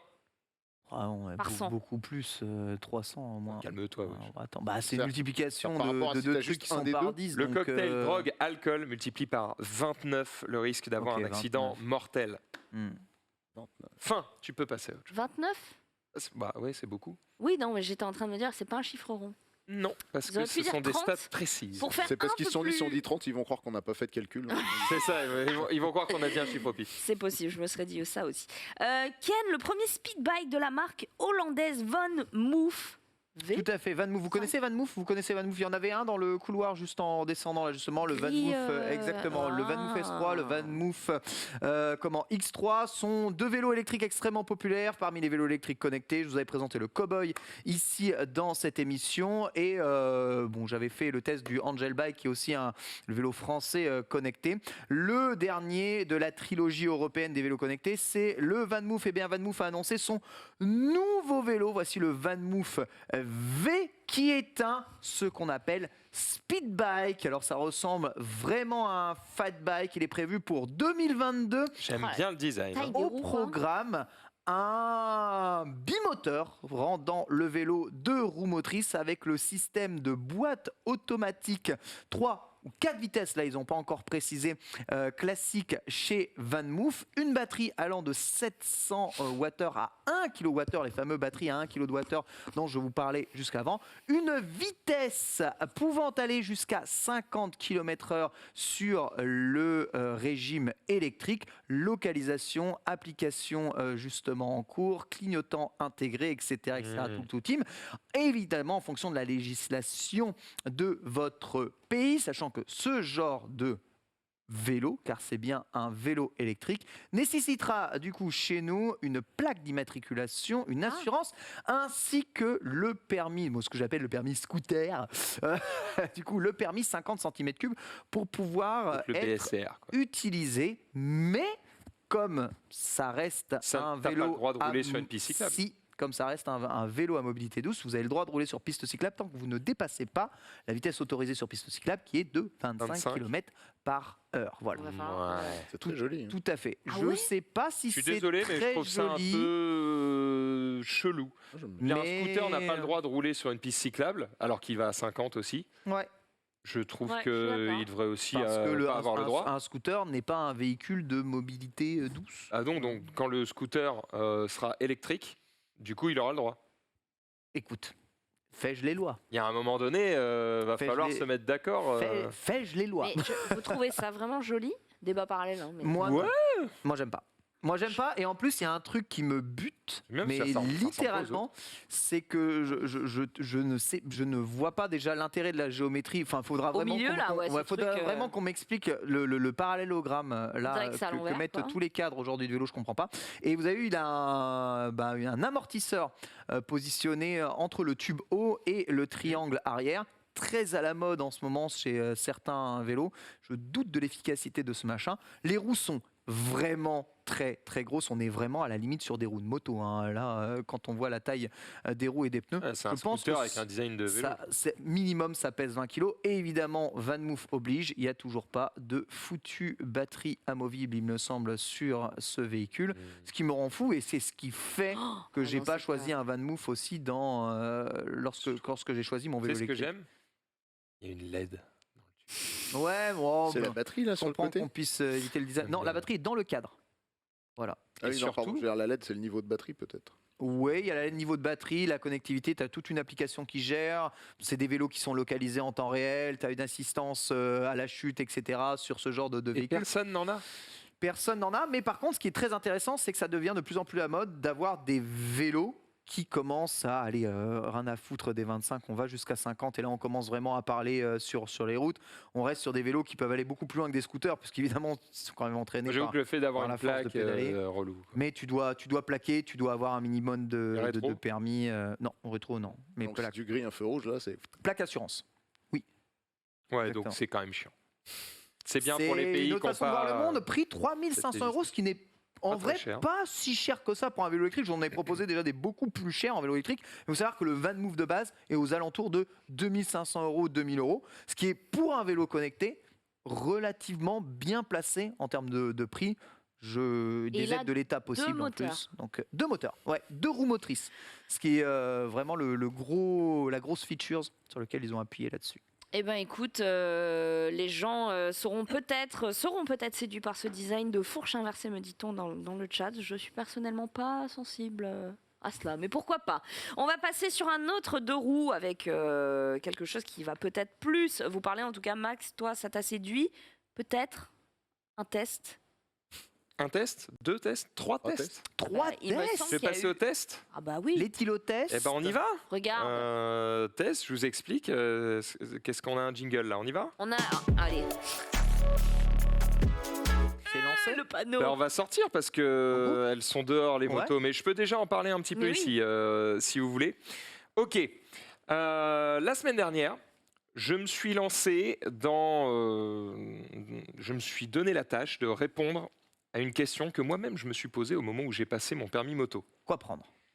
Qu'est-ce qu'il faut prendre comme moto quand tu viens de passer ton permis moto? Quand tu viens de passer ton permis moto, tu as donc le permis A2. Le permis A2 ne te permet d'avoir que certains types de motos, à savoir soit des cylindrées 700 cm3 bridés, soit des 300, des 125, ce que vous voulez, enfin des trucs moins puissants, quoi. Et du coup, quand tu commences à étudier la question, tout le monde se pose cette question-là, de se dire, est-ce qu'il vaut mieux prendre une 300 qui n'est pas bridée, qui est donc full, et avec laquelle je vais bénéficier de toute la puissance moteur. Et que tu devras peut-être changer. si Mais tu du passes coup, la une fois passerelle. que j'aurai passé la passerelle pour pouvoir conduire plus puissant dans 2 ans, qu'est-ce que je vais foutre de cette 300 peut-être me Oh, saouler je un vais petit devoir peu. racheter une moto, oh zut. En même temps, est-ce qu'il vaut mieux avoir une 700 que tu vas brider, donc ce qu'on appelle les 700 A2, hein, donc ça veut dire qu'elles vont être bridées. Alors des fois c'est un bridage mécanique, des fois ça peut être un bridage aussi pas numérique, tu vois, mais qui est prévu logiciellement, quoi. Le truc c'est que les gens se posent les mauvaises questions.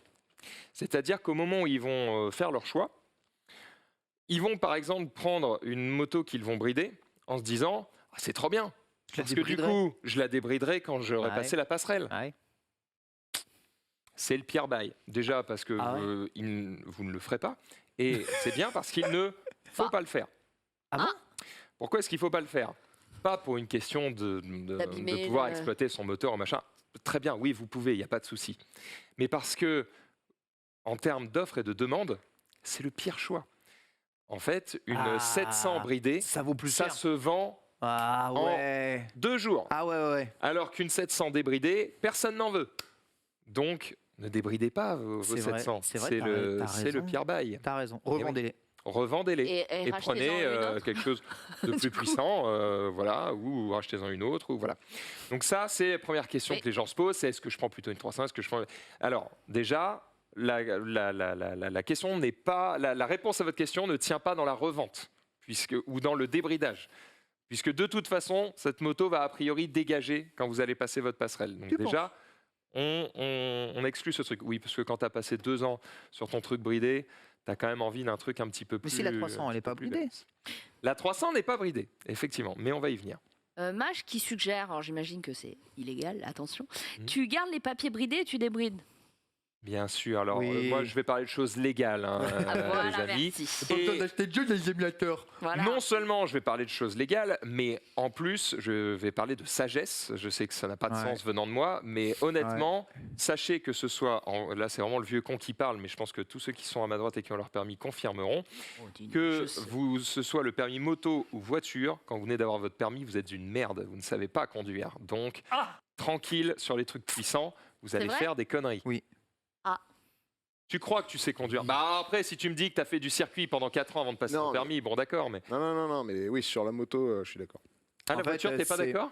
Hein? Tu penses que les gens qui viennent d'avoir leur permis voiture savent vraiment conduire? Non, c'est pas que tu sais pas conduire, c'est que c'est plus la circulation le problème. C'est impossible, ça c'est marche impossible pas. Tu ne d'avoir sais pas eu enfin, voilà, les tu- mises en Tu situation vas mal que tu peux avoir, anticiper voilà, et dans du la vie de tous coup, les jours, parce c'est que ça. tu anticipes mal, tu auras tendance à aller trop vite, à prendre les mauvaises décisions, les mauvaises Mais non, t'as trajectoires, pas les etc. réflexes, Et tu vas t'as faire pas des encore les conneries. réflexes. C'est en ça que je dis, tu sais pas conduire. C'est globalement, tu es vraiment amené à faire des conneries dans tes 2 premières années. C'est pas pour rien qu'il y ait des trucs probateurs, c'est pas juste pour vous faire chier. Ça a aussi du sens. Donc, faites pas trop les malins non plus. Et puis en plus, si vous avez un accident et que l'expert s'aperçoit que la moto est débridée, là, ton assurance, tu peux bien te la mettre au fion. T'es dans la merde. Donc, ne faites pas ça. C'est le premier point. Maintenant, les questions qu'on peut se poser, c'est du coup, est-ce qu'il vaut mieux prendre une petite cylindrée ou une plus grosse cylindrée? Et là, du coup, on va se poser la question de à quoi ça sert? C'est quoi les cylindres? Merci Max. Voilà. Ah, à quoi ça sert les cylindres? Alors, je pensais que c'est plutôt l'utilisation de la moto. Qu'est-ce que vous en faites de la moto? Alors, qui conditionne un peu votre choix. C'est une autre question à laquelle je vais répondre. Ce test est un peu long, j'y viens. Les cylindrées, du coup, à quoi ça sert? Moi, j'avoue, jusqu'à il n'y a pas longtemps, je ne savais pas c'est quoi la différence entre 300 cm3, 700 cm3, 1000 cm3. Je ne me suis pas posé la question. Bêtement, je me suis dit, 1000 c'est plus puissant, mais je n'ai pas réfléchi à pourquoi. C'est quand même intéressant de savoir pourquoi.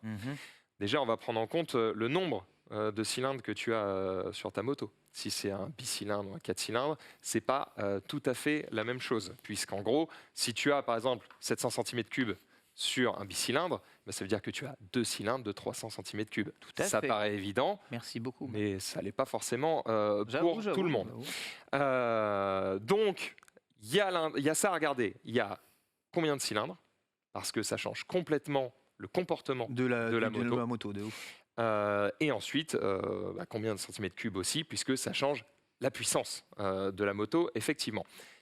Il y a également, et ça, Ken vient de le dire, l'utilisation que vous faites de cette moto.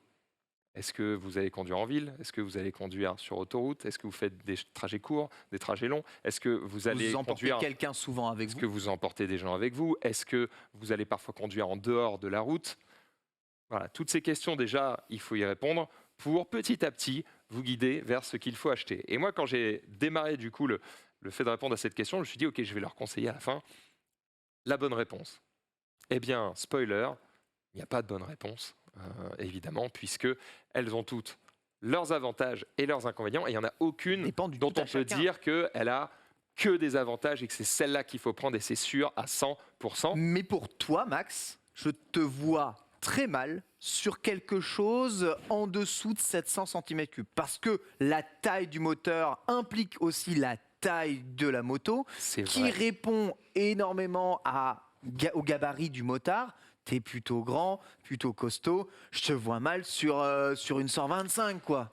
Tout à fait, et pourtant j'ai quand même conduit une 125 pendant 2 ans, donc on fait quand même avec. Mais du coup, je me suis dit que pour aller répondre à toutes ces questions, j'allais conduire une moto typée sportive, une moto typée trail routier, et une moto typée roadster, qui sont 3 types de motos les plus vendues, quoi. Enfin les plus connus, et surtout les plus différents. Alors j'ai pas eu l'opportunité de prendre un cruiser où t'es vraiment comme ça. Bon, peut-être une autre fois sur un autre test. Mais déjà 3 positions différentes et 3 structures de moto un peu différentes. Ensuite, 2 types de cylindrées différentes, puisque on a d'un côté des 700 bridés, de l'autre côté une 300 du coup en full. Et en plus de ça, je suis allé aussi chercher du coup chez Yamaha des bicylindres, puisque moi ma moto est une 4 cylindres, et je voulais voir aussi qu'est-ce que ça change, bicylindre, 4 cylindres, au comportement, comment on se sent dessus. Quelle cylindrée la bicylindre? Alors, j'ai 2 bicylindres. J'ai la R3 de chez Yamaha, qui est donc une bicylindre 300 cm3. Okay. Et j'ai la Tracer 7 de chez Yamaha, pareil, bicylindre 700 cm3 cette fois-ci. Et la CB650R, qui est du coup ma moto, qui est une 4 cylindres, 700 cm3 aussi, enfin 650. On chipote pas avec les détails. Et donc celle-là, elle est bridée? Alors, moi, j'avais pas encore la passerelle. Donc la tienne est bridée. Toutes les 700 sont bridées. Ouais. Et la 300, du coup, n'est pas bridée. Et je vais du coup vous donner mon avis sur toutes ces motos. On a tourné quelques vidéos. Par quoi on commence, les amis? La Tracer, pour le coup. La Tracer 7. Alors la Tracer 7, c'est la moto rouge en régie, si vous vous posez la question. Alors, tu as raison, puisque la Tracer 7, en plus, c'est la seule que je n'ai pas ici, puisque j'ai dû la rendre. D'ailleurs, je remercie la concession Yamaha Patrick Ponce, avenue de la Grande Armée, qui a été très sympathique de me la prêter pendant 2 jours pour que je puisse bien la tester comme il se doit.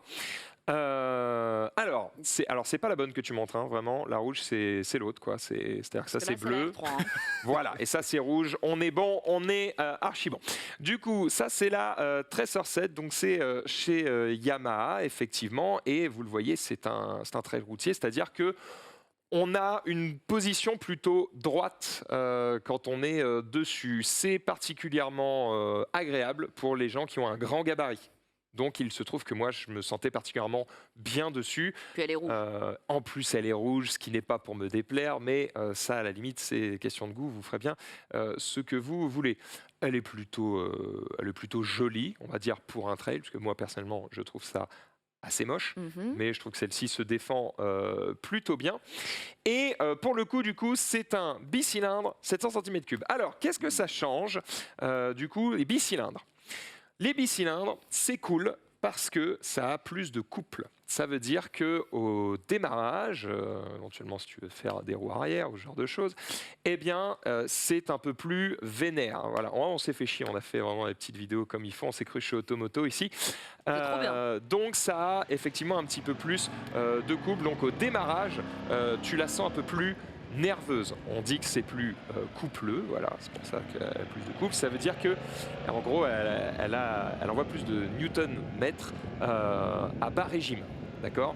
Donc c'est intéressant, notamment quand tu te balades en ville, puisqu'en ville, tu as beaucoup de feux rouges, tu as beaucoup de stops, et donc très souvent, tu fais des départs arrêtés. Donc tu es content d'avoir quelque chose qui démarre vite. Donc les bicylindres, c'est pour ça que c'est très apprécié en ville. Cependant, ça a aussi des défauts. Bah, du coup, c'est coupleux, donc c'est sympa. Mais le problème, c'est que du coup, c'est peut-être un petit peu violent. C'est-à-dire qu'à chaque démarrage, ça te met un peu des à-coups. Tu vois, tu as l'impression de te battre avec ta moto, mais c'est pas du tout quelque chose de doux. Tu vois, tu tournes à peine la poignée et bam, ça t'emmène. C'est pas forcément très agréable. Et pour quelqu'un qui vient d'avoir son permis, c'est, alors j'exagère un peu, mais potentiellement, je trouve, un petit peu dangereux parce que tu as un peu moins de douceur, un peu moins de contrôle. Donc, personnellement, je trouve que les démarrages, pour moi en tout cas, sont un peu violents. Mais ça peut plaire à énormément de personnes. Donc, la position, c'est cool pour les grands. Le couple, c'est cool en ville.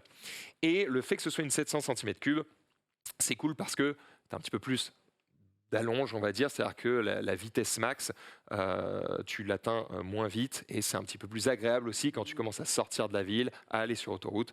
Ça fonctionne bien malgré le bridage. Malgré le bridage, tu sens quand même qu'elle en a un petit peu sous le coude et c'est agréable. Okay. Du coup, je vais enchaîner avec l'autre 700 qu'on n'a pas en vidéo mais qu'on a à côté sur le parking. Non, je vais terminer par celle-là, comme ça on sortira à ce moment-là. J'enchaîne du coup avec la moto bleue. C'est la 300. Cette fois-ci, je remercie juste Yamaha, puisque je suis allé la chercher au parc Presse de Yamaha. Donc, c'est une 300 typée sport. La position est très différente, puisqu'on est vraiment beaucoup plus penché en avant. On est moins confort. Voilà, clairement, il faut le dire, on est moins confort. Quand on est petit, c'est un cauchemar. Moi, j'ai les genoux qui s'enfoncent, en fait, dans les... En gros, tu as des renfoncements. Quand on est grand? Quand on est grand, pardon. Ah. Quand on est grand, c'est un cauchemar, puisque du coup, j'ai les genoux qui ne rentrent pas dans les emplacements prévus à cet effet. Je suis obligé, moi, de reculer le cul au maximum, comme si j'étais sur circuit. Sauf que, bon, je suis pas sur circuit, quoi. Donc, c'est un petit peu chiant et pas très, très confortable. Alors, par contre, tu perds en confort ce que tu gagnes en beauté. C'est beaucoup plus sexy d'avoir une moto typée sportive que d'avoir un trail comme ça où tu te tiens tout droit. Déjà, toi, tu as moins la classe, la moto, elle est moins stylée. Bon, voilà, il n'y a rien qui va, entre guillemets. Mais voilà, il faut le savoir, ça pèse aussi un peu plus sur les bras, tu vas fatiguer plus vite, tu vas te faire mal au dos plus vite, surtout si tu es grand. Si tu as un passager derrière, j'aime autant te dire qu'il est très mal installé. Concrètement, il est assis sur son anus, alors que le trail, tu as un petit peu plus de place. Voilà, c'est un petit peu plus... Ça passe. Alors là, voilà, c'était l'occasion de vous montrer que même si c'est une sportive, on peut quand même un petit peu slalomer, ça va. Le rayon de braquage est aussi plus faible, donc pour naviguer entre les voitures en ville, c'est chiant. Voilà, je fais le kéké à me pencher, alors que évidemment... Je suis à 60. T'as Masson derrière toi là? Oui, j'ai Masson derrière. Et alors, Masson derrière, il était en mode waouh, mec, tu vas trop vite. Je suis là, gros, vraiment. On est à 30. Je n'ai pas accéléré. Mais 45 voilà. la joie, quand même. Oh là, attention Max.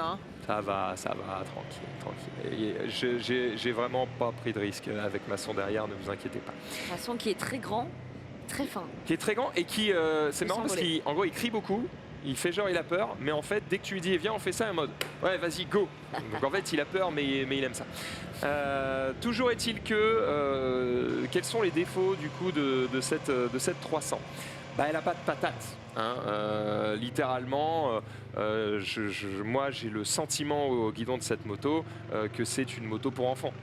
Tu vois, alors évidemment, des gens qui savent bien conduire sur circuit, ils vont faire des dingueries avec, ils vont me mettre la bite 10 fois. C'est pas la question, c'est juste que tu sens qu'elle est limitée, en vitesse maximum et du coup c'est pas forcément très agréable. Mais du coup, quel est l'avantage ? C'est qu'elle est petite. C'est donc très pratique pour les gens qui sont petits. Je pense notamment aux demoiselles qui nous regardent. Ça peut être beaucoup plus agréable pour vous. D'ailleurs, ma femme, quand elle est montée dessus, a dit « J'adore, trop bien, c'est ça que je veux ». Donc pour elle, ça a complètement convaincu. L'autre avantage, c'est que c'est moins cher. Ça coûte combien une R3 ? Une R3, j'ai pas les prix en tête. Donc je veux bien que vous alliez checker. J'ai pas les prix en tête. C'est moins de 5 000 €. Je pense que ça doit être aux alentours de ça. Je pense que c'est pas beaucoup plus en tout cas. Là où les autres, il faut aller chercher plutôt aux alentours de 8 000. Il n'y a aucune bride moteur ni rien du tout. Ah bah là, elle est full sur cette moto. Et 100, y va. Tu développes combien de chevaux avec cette R3 ? Alors là, c'est le moment où tu vas rentrer dans les moments techniques et j'avoue que moi, je retiens pas trop les chiffres. J'étais plus dans les sensations. Donc j'avoue que les chevaux, je les ai pas. Mais voilà, globalement, sachez que 6 000, on nous dit. Forcément, une 300. C'est moins puissant comme son nom l'indique, mais vous allez vraiment le ressentir. Ça peut vous plaire si vous voulez quelque chose de sage et de tranquille au début de votre permis. Et vous avez quand même le bonus de ce bicylindre qui fait qu'au démarrage, elle est quand même là, elle est quand même présente, elle répond. On dit entre 42 et 45 chevaux, d'accord. Ok, merci au chat qui a évidemment les infos sur ça. Donc globalement, évidemment, vous doutez bien qu'entre la 700 bridée et la 300, déjà, moi j'ai un début de réponse.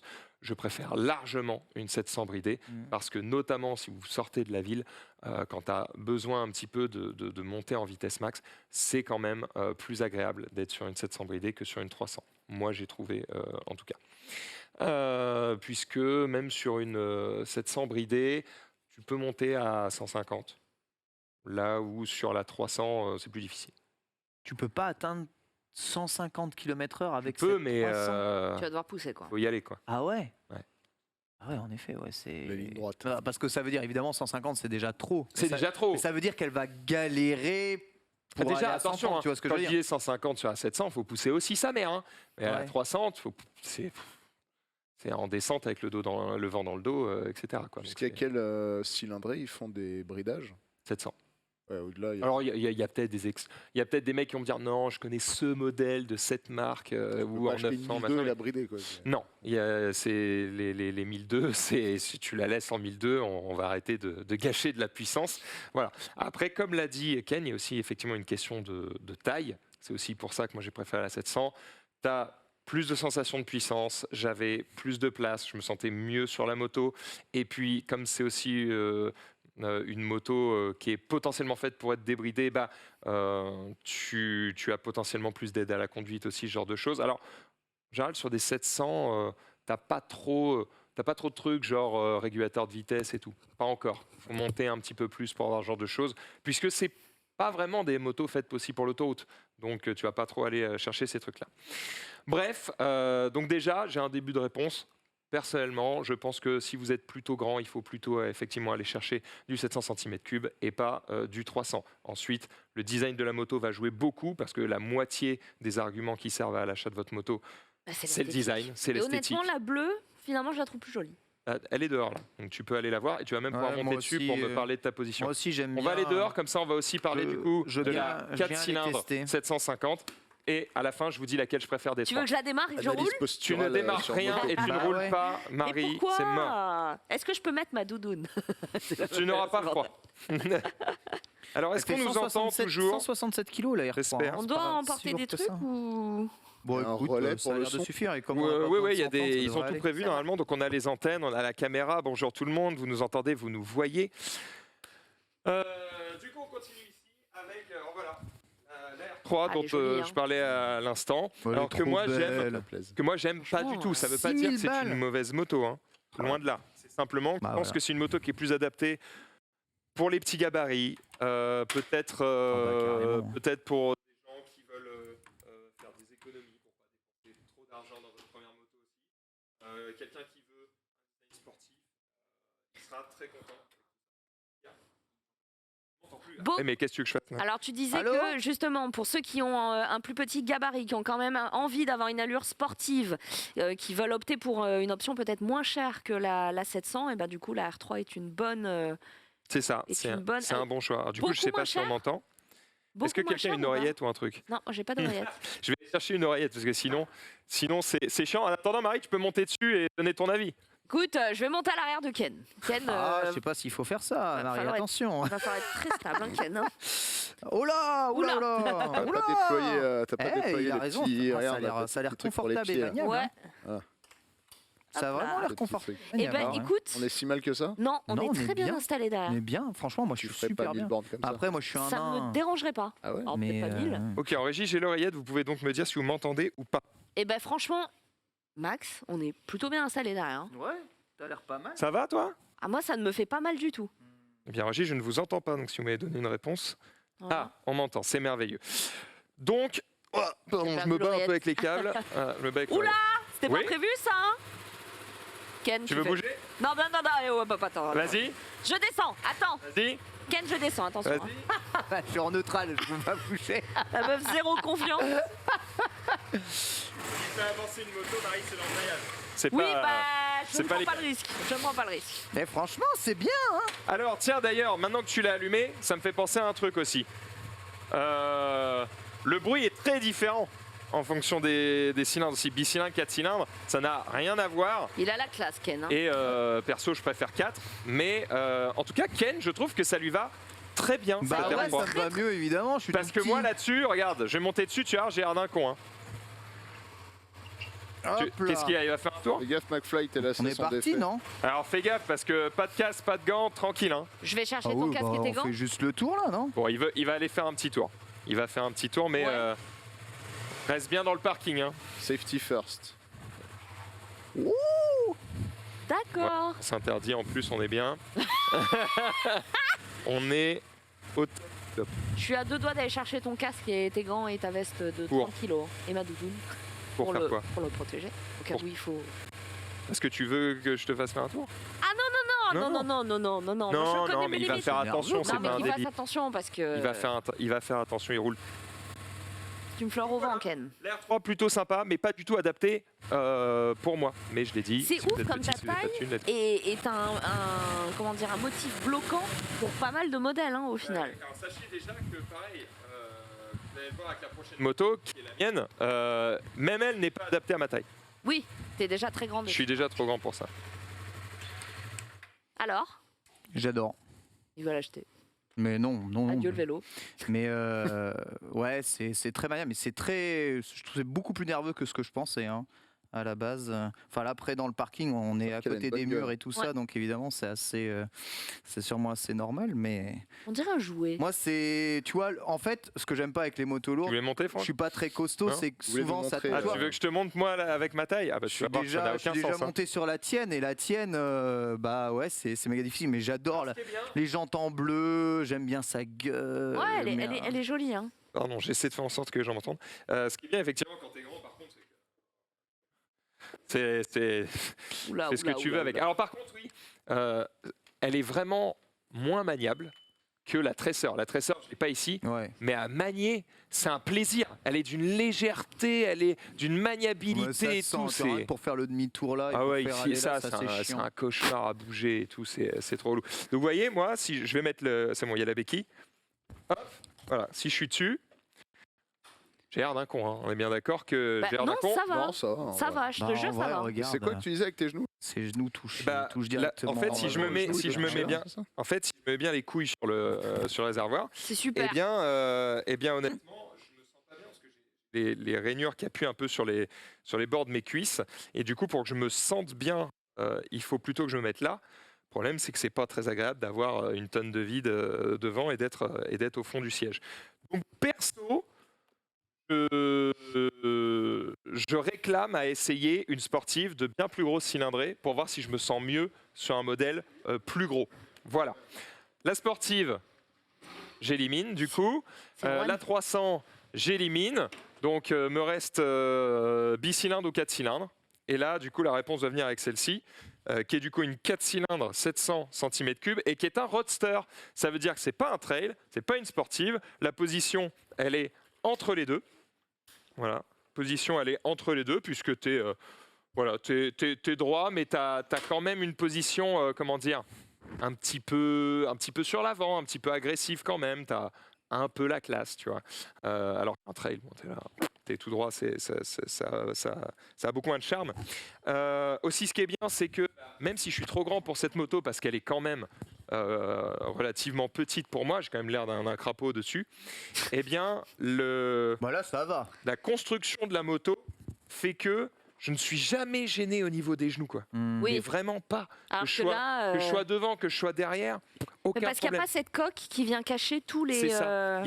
En fait, il y a beaucoup moins de carénage. Et du coup, c'est vraiment pas gênant. Et donc, c'est très agréable. Donc, c'est vrai que personnellement, en termes de forme et de position, j'ai la préférence pour le roadster, suivi par le trail. Et en troisième position, la sportive. Mais dis-moi, Max. Cylindrée, je préfère 700 par rapport à 300. Et maintenant, le nombre de cylindres, eh bien, je préfère 4 cylindres par rapport à 2. Je n'ai pas encore pu essayer 3, malheureusement. Mais je préfère 4 cylindres par rapport à 2, notamment pour ce que je disais tout à l'heure, qu'au démarrage, c'est plus doux. Par contre, quand tu vas ensuite monter en régime, eh bien, tu as encore de la puissance. Quand tu commences à arriver en 5e, en 6e, tu as encore de la puissance. Tu le sens, l'accélération, tu vois. Là, les bicylindres, la Tracer 7, au début, elle est là, elle répond, c'est cool. Par contre, quand tu commences à être en 5e, en 6e... Ça s'essouffle, d'accord. Et du coup, je suis content, après ce test, de me dire qu'en fait, ma préférée des 3... C'est la tienne. C'est la tienne, hein. Et c'est pas parce que je la conduis depuis plus longtemps, parce que j'ai vraiment essayé de faire un test relativement objectif. J'ai passé du temps avec chacune d'elles, j'ai fait des allers-retours, j'ai fait de la ville, j'ai fait des routes rapides. Et juste, il y a aussi un autre truc qui est très agréable avec les 4 cylindres, ça vibre moins. Les bicylindres, ça te remue les boules comme il faut, quoi. Ouais, surtout si c'est des 700 cm3 bicylindres. Évidemment, plus tu augmentes la cylindrée, plus l'inertie est gigantesque, quoi. Mono, non, j'imagine que ça... Une tondeuse. Des tondeuses. J'ai fait souvent 3 paris avec ça, c'était... Ah ouais. Alors les cylindres, il n'y a pas que des billes et des 4, effectivement, il y a des monocylindres. Donc souvent c'est des trucs genre Moto Guzzi, des trucs comme ça. Souvent c'est un peu des customs, tu vois, ou des cruisers, des trucs comme ça. T'as du bicylindre beaucoup chez Yamaha, mais il y en a aussi chez plein d'autres marques. Tu as du 3 cylindres, ça c'est chez Triumph, beaucoup, c'est un peu devenu les pros du 3 cylindres. Et j'ai hâte de pouvoir tester ça parce que il semblerait que ce soit le meilleur des deux mondes. 4 cylindres, beaucoup chez Honda, mais aussi chez d'autres constructeurs. C'est aussi un des plus répandus. Il existait des 5 cylindres, mais ça se fait quasiment plus. Et 6 cylindres, en gros, c'est la Goldwing. Ouais. Goldwing, 6 cylindres. Bon, c'est pas vraiment une moto, hein, c'est une voiture avec 2 roues. Donc, c'est un peu un autre délire. Mais un jour, on testera une Goldwing, puisque, bonne nouvelle, je reçois mon permis full la semaine prochaine. Et là, on va se régaler, on va pouvoir ramener des dingueries sur ce plateau. Et cela dit, le premier test que je ferai pour vous, parce que ça me permettra de clôturer vraiment l'épisode A2 et de ne plus y revenir, eh bien, c'est de dire « Salut Honda, file-moi une 650, une CB 650R non bridée. » Et comme ça, je fais le test entre ça change quoi en sensation d'avoir exactement la même moto bridée ou débridée. Et une fois que j'aurai répondu à ça, eh bien, je ne reviendrai plus jamais sur des motos bridées. Yes! Bien sûr, Max, bravo. Celle-là, est-ce que je vais la vendre? Bien sûr. Ouais. Donc, si vous êtes chaud... Brider, tu fais je la laisse brider et je vous la vends. Et d'ailleurs, effectivement, je vais la vendre puisque après la question du bridé-débridé, la question suivante sera quelle moto vais-je acheter pour remplacer cette 650R? Et vous m'aiderez à décider puisque je vais tester ici 10, 15 motos. Je vais faire défiler toutes les motos de mes rêves et Une fois que j'aurai tous testé, vous me direz, celle-là, elle est plus stylée. Vous m'aiderez, hein. C'est quand même moi qui prendrai la décision, mais vous me direz laquelle est plus stylée. C'est beau, les synergies. Combien tu penses en tirer de ta bécane, là? 7000, 6005 si c'est un ami. Tant que ça? Ça décode très peu. Ah ouais? C'est très recherché. Mais c'est quasiment le prix de ça neuf. C'est ouf. Bah ouais, mais c'est une 300. Bah ouais, mais tu vois, alors là, c'est vraiment la moto que, puis elle est en que je préfère. état. Elle existe en version roadster comme ça? Oui, ça doit être. C'est la MT-03. Oh, ça doit être un peu plus maniable, non? MT-03, MT-07, c'est les versions roadster. Ouais, c'est le même moteur. Hein. Et d'ailleurs, la R7, c'est une MT-07 adaptée en mode sportif. D'ouf. Donc, de plus en plus de constructeurs, ils ont un peu ça, c'est-à-dire qu'ils prennent un bloc et puis ils l'adaptent aux différentes formes qui existent, sportives, roadster, trail, etc. C'est pareil, hein. Regarde Ken, la MT-07 de chez Yamaha. Tu mets un R devant, c'est la version sportive. Et puis tu mets un traceur devant, c'est la version trail. Et puis, tu sais ce que je me dis, Max? C'est la même chose. Je me dis, je sais les motards, vous aimez bien les sensations, etc. À un moment, aller vite, quand de toute façon il n'y a pas de radar, on s'en fout, c'est aussi ça le plaisir.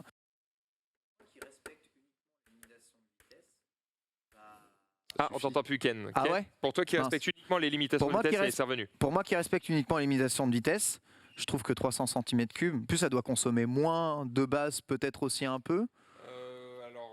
Non, pas les bicylindres, les 4 cylindres consomment moins. Ouais. Le truc, c'est que quand tu as eu une faible cylindrée, tu mets moins de cylindres aussi. C'est-à-dire qu'un 4 cylindres normal. 300, je sais pas si ça existe. Oui, non, évidemment. Mais ouais, je sais pas quelle est la conso, mais ouais, ça me plairait bien d'aller vers ça. La conso, j'ai regardé un petit peu avec, je devais être surtout le poids, tu vois. Je devais être à 4 litres au 100, un truc comme ça, 400. Ah, franchement, c'est bien. Non, mais pour les loisirs, ouais, ça me dirait bien. Ça coûte juste le prix d'un vélo, quoi. Ouais, mais t'as la classe. Vous savez tout, du coup, si vous posez des questions sur quelle moto prendre quand vous venez de passer le permis de conduire moto, eh bien, vous savez que vous devez regarder le type de moto. J'aurais tendance à vous recommander une 700 bridée plus qu'une 300, sauf si vous avez un petit gabarit. Dans ce cas-là, une 300 peut effectivement faire l'affaire.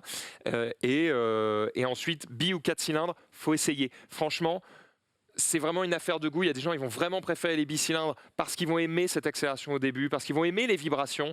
Moi, j'aime pas quand ça vibre trop. J'aime bien quand ça accélère doucement. Donc, je préfère les 4 cylindres. Je comprends. De ouf. J'ai tout dit, j'espère que j'ai répondu à vos questions. S'il y en a qui ont d'autres questions qui se posent, n'hésitez pas à me les poser sur Twitter, j'y répondrai. On peut retourner en plateau, il y a une interview qui nous attend. Le meilleur, Max, ouais, interview. Marie, à toi. Qui nous attend, c'est à vous les studios. À vous, Cognac G. Bon, allez, Drag Race. Tu veux là? Chaud. Faut pas faire les fous, hein. On va mourir. En plus, toi, tu la connais par cœur, ta bécane. De fou, je m'étais mutée. Je m'étais mutée pour vous réserver la surprise puisqu'on a 4 ingénieurs, hein, on peut se le dire. Alors, certains sont encore en études, d'autres ont déjà fini, ils vont nous expliquer un peu le but de leur association, leur école et ce à quoi ils vont participer. Je rappelle que j'avais lancé un appel à témoins sur les réseaux sociaux. Bonjour les garçons, hein, vous êtes à l'image, ça y est, nous sommes en direct. Et vous aviez été très nombreux à me répondre et à m'envoyer un peu vos passions liées à la mobilité ou même votre travail. Et c'est le cas de vous 4. Est-ce que vous pouvez vous présenter rapidement? On va commencer par toi, Quentin, du coup. Alors moi, je m'appelle Quentin. Du coup, je suis en 3e année à l'ECAM, cursus ingénieur en fait, dans parcours engineering. Donc c'est globalement en anglais. Voilà. Moi, je m'appelle Tom. Je viens justement de finir en fait mes études dans la même école, en parcours d'ingénierie aussi. Cette fois-ci en français. Voilà. Et moi, c'est Adrien, je suis dans la même année que Quentin, on est en 3e année et on suit le même cursus pour l'instant. Moi, c'est Hugo, donc je suis en dernière année, en 5e année, j'ai un an de moins que Tom. Et je suis sur le cursus arts et métiers classique en français aussi. Alors, si vous êtes là aujourd'hui avec nous, déjà vous venez de Lyon, c'est très gentil d'avoir fait le déplacement. C'est tout simplement parce que vous allez participer à une compétition. Mais avant ça, on va revenir un petit peu sur l'historique de votre association et pourquoi vous vous lancez dans cette compétition, si vous voulez bien. Qui a envie de se lancer pour l'historique de l'asso? Alors, du coup, ce qui se passe, c'est que ça fait quand même maintenant plusieurs années. Quentin vous donnera des chiffres un peu plus... N'hésite pas à parler bien proche du micro. Il vous donnera des chiffres par la suite, mais ça fait plusieurs années qu'on participe au Shell Eco Marathon. Donc, c'est une compétition qui vise à parcourir le plus de kilomètres possible avec le moins de carburant, donc avec un litre d'essence ou pour nous, du coup, en hydrogène. Donc le but, c'est de développer chaque année ou d'optimiser chaque année un véhicule à hydrogène de notre côté qui participera en fin d'année scolaire. Donc voilà, on a l'historique. C'était le premier prototype pour en fait parcourir le plus de kilomètres possible. Je pense que Quentin, il a 2-3 mois à dire. Voilà, donc là c'est photo de 96, première participation en 97. Donc là ils étaient toujours en thermique. Là on est passé depuis 7 ans en hydrogène. Donc voilà, la compétition elle se passe globalement, en fait elle se passait à Londres les 2-3 dernières années. En gros comment ça se passe, c'est sur 5 jours. On a 2-3 jours en fait de contrôle technique. Donc beaucoup d'équipes en fait passent pas ces contrôles parce que en fait notamment en hydrogène, l'hydrogène est vachement volatile. Voilà, si en fait les personnes les juges ont un petit doute, ils vont demander à faire des changements.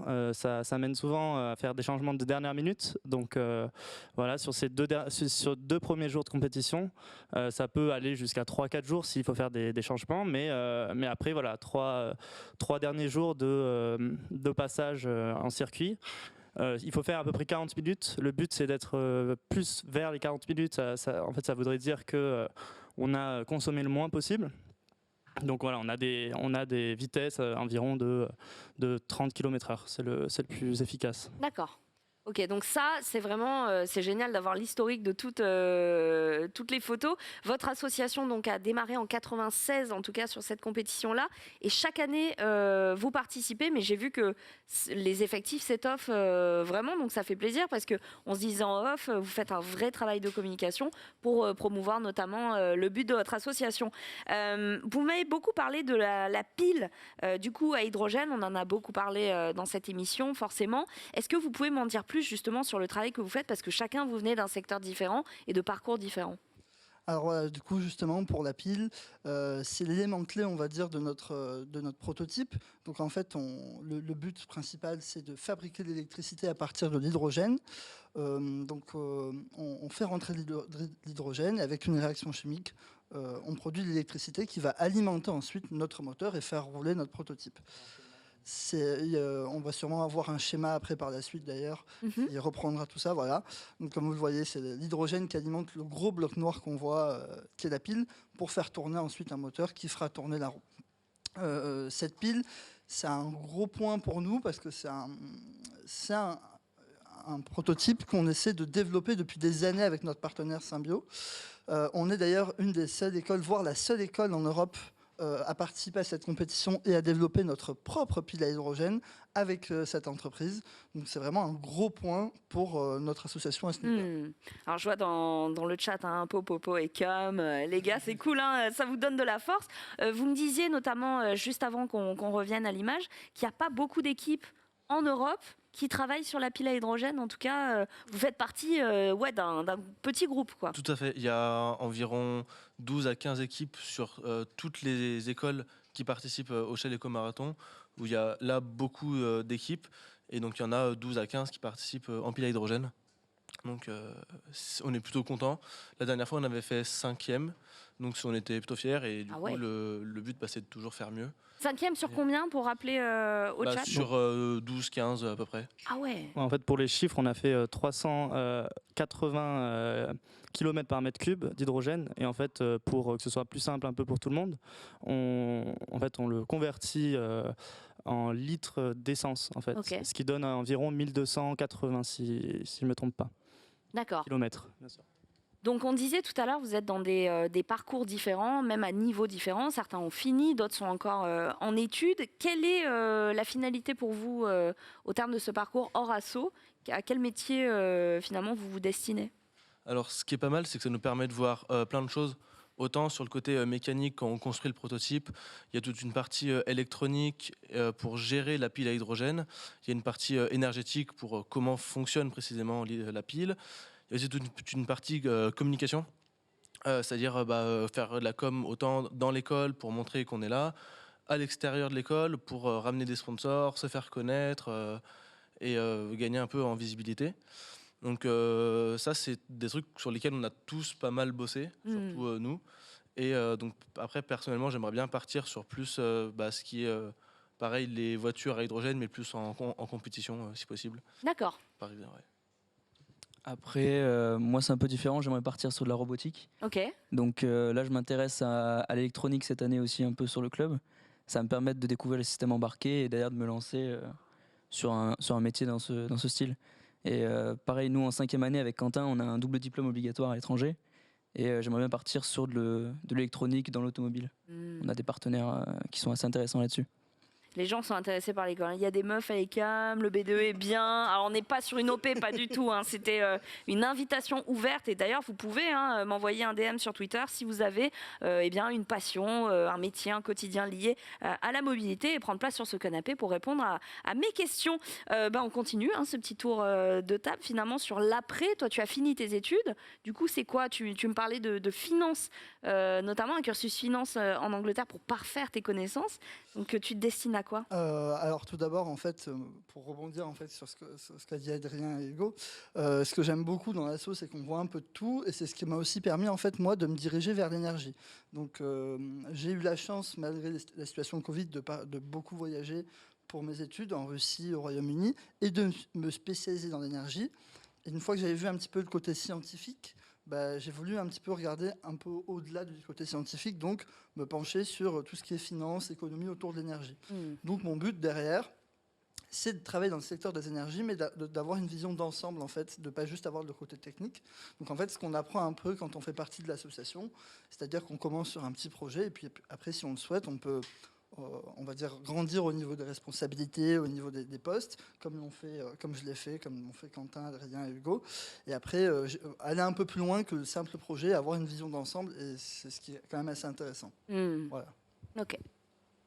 Les garçons nous rejoignent, ils ont certainement des questions à vous poser. J'étais en train de s'amuser avec les motos, j'imagine. Complètement. Ouais. Terminé de ranger, pardon. Du coup, Quentin était sur le point de nous expliquer au terme de son cursus à quoi il se destinait, puisqu'ils viennent d'une école d'ingénieurs à Lyon et ils font tous partie de l'association ECAM qui participe donc à une compétition et ils travaillent sur un prototype assez unique en Europe. D'ailleurs, vous êtes peut-être les seuls à le faire, à utiliser la pile à hydrogène dans leur véhicule sur cette compétition. Une question. Ah, attends, laisse d'abord Quentin nous raconter un petit peu à quoi il se destine. Non, moi je suis encore en 3e année, du coup c'est assez dur, on va dire, de se projeter. Mais voilà, ce que j'aime bien, c'est un peu avoir une vue d'ensemble sur tout le projet. Moi, à la base, j'étais plus dans le côté mécanique, donc création de la nouvelle coque, on pourra peut-être en parler. Mais voilà, un peu manipuler ces matériaux, c'est assez intéressant. Mais voilà, j'ai beaucoup encore de choses à voir et du coup, je verrai un petit peu. On a Max qui a une question. Ouais, j'avais une question. Quentin, c'est ça ? C'est ça. Beau gosse, Quentin. Au-delà de ça, j'avais une question en fait à la fois pour vous et pour Ken. Ken, une fois, on avait parlé justement des trucs à hydrogène. Tu étais un peu en train de dire est-ce que ça sert vraiment à quelque chose ? Parce qu'en gros, c'est prendre un truc pour faire de l'électricité pour faire avancer ta bagnole, alors qu'en fait, on pourrait juste prendre de l'électricité direct. Du coup, quel est l'intérêt ? J'ai vulgarisé à fond. Hein. Je pense que dans leur projet, ça a intérêt. Donc pour moi, ça n'a pas d'intérêt en masse, l'hydrogène. Par contre, pour des cas spécifiques, c'est une vraie solution. Il va vous tuer, il va vous défoncer son mémoire. Allez, vas-y, mets bien le micro près de ta bouche. Globalement, en fait, actuellement, on est d'accord sur ce point-là, sur le fait qu'en fait la grosse majorité, touche ton menton, comme ça, t'es sûr que tu l'as toujours. La grosse majorité de l'hydrogène qu'on fera en France, il est produit à base d'hydrocarbures, de méthane, etc. Donc pour le chiffre, c'est 97%. Donc actuellement, c'est pas très intéressant, on est d'accord.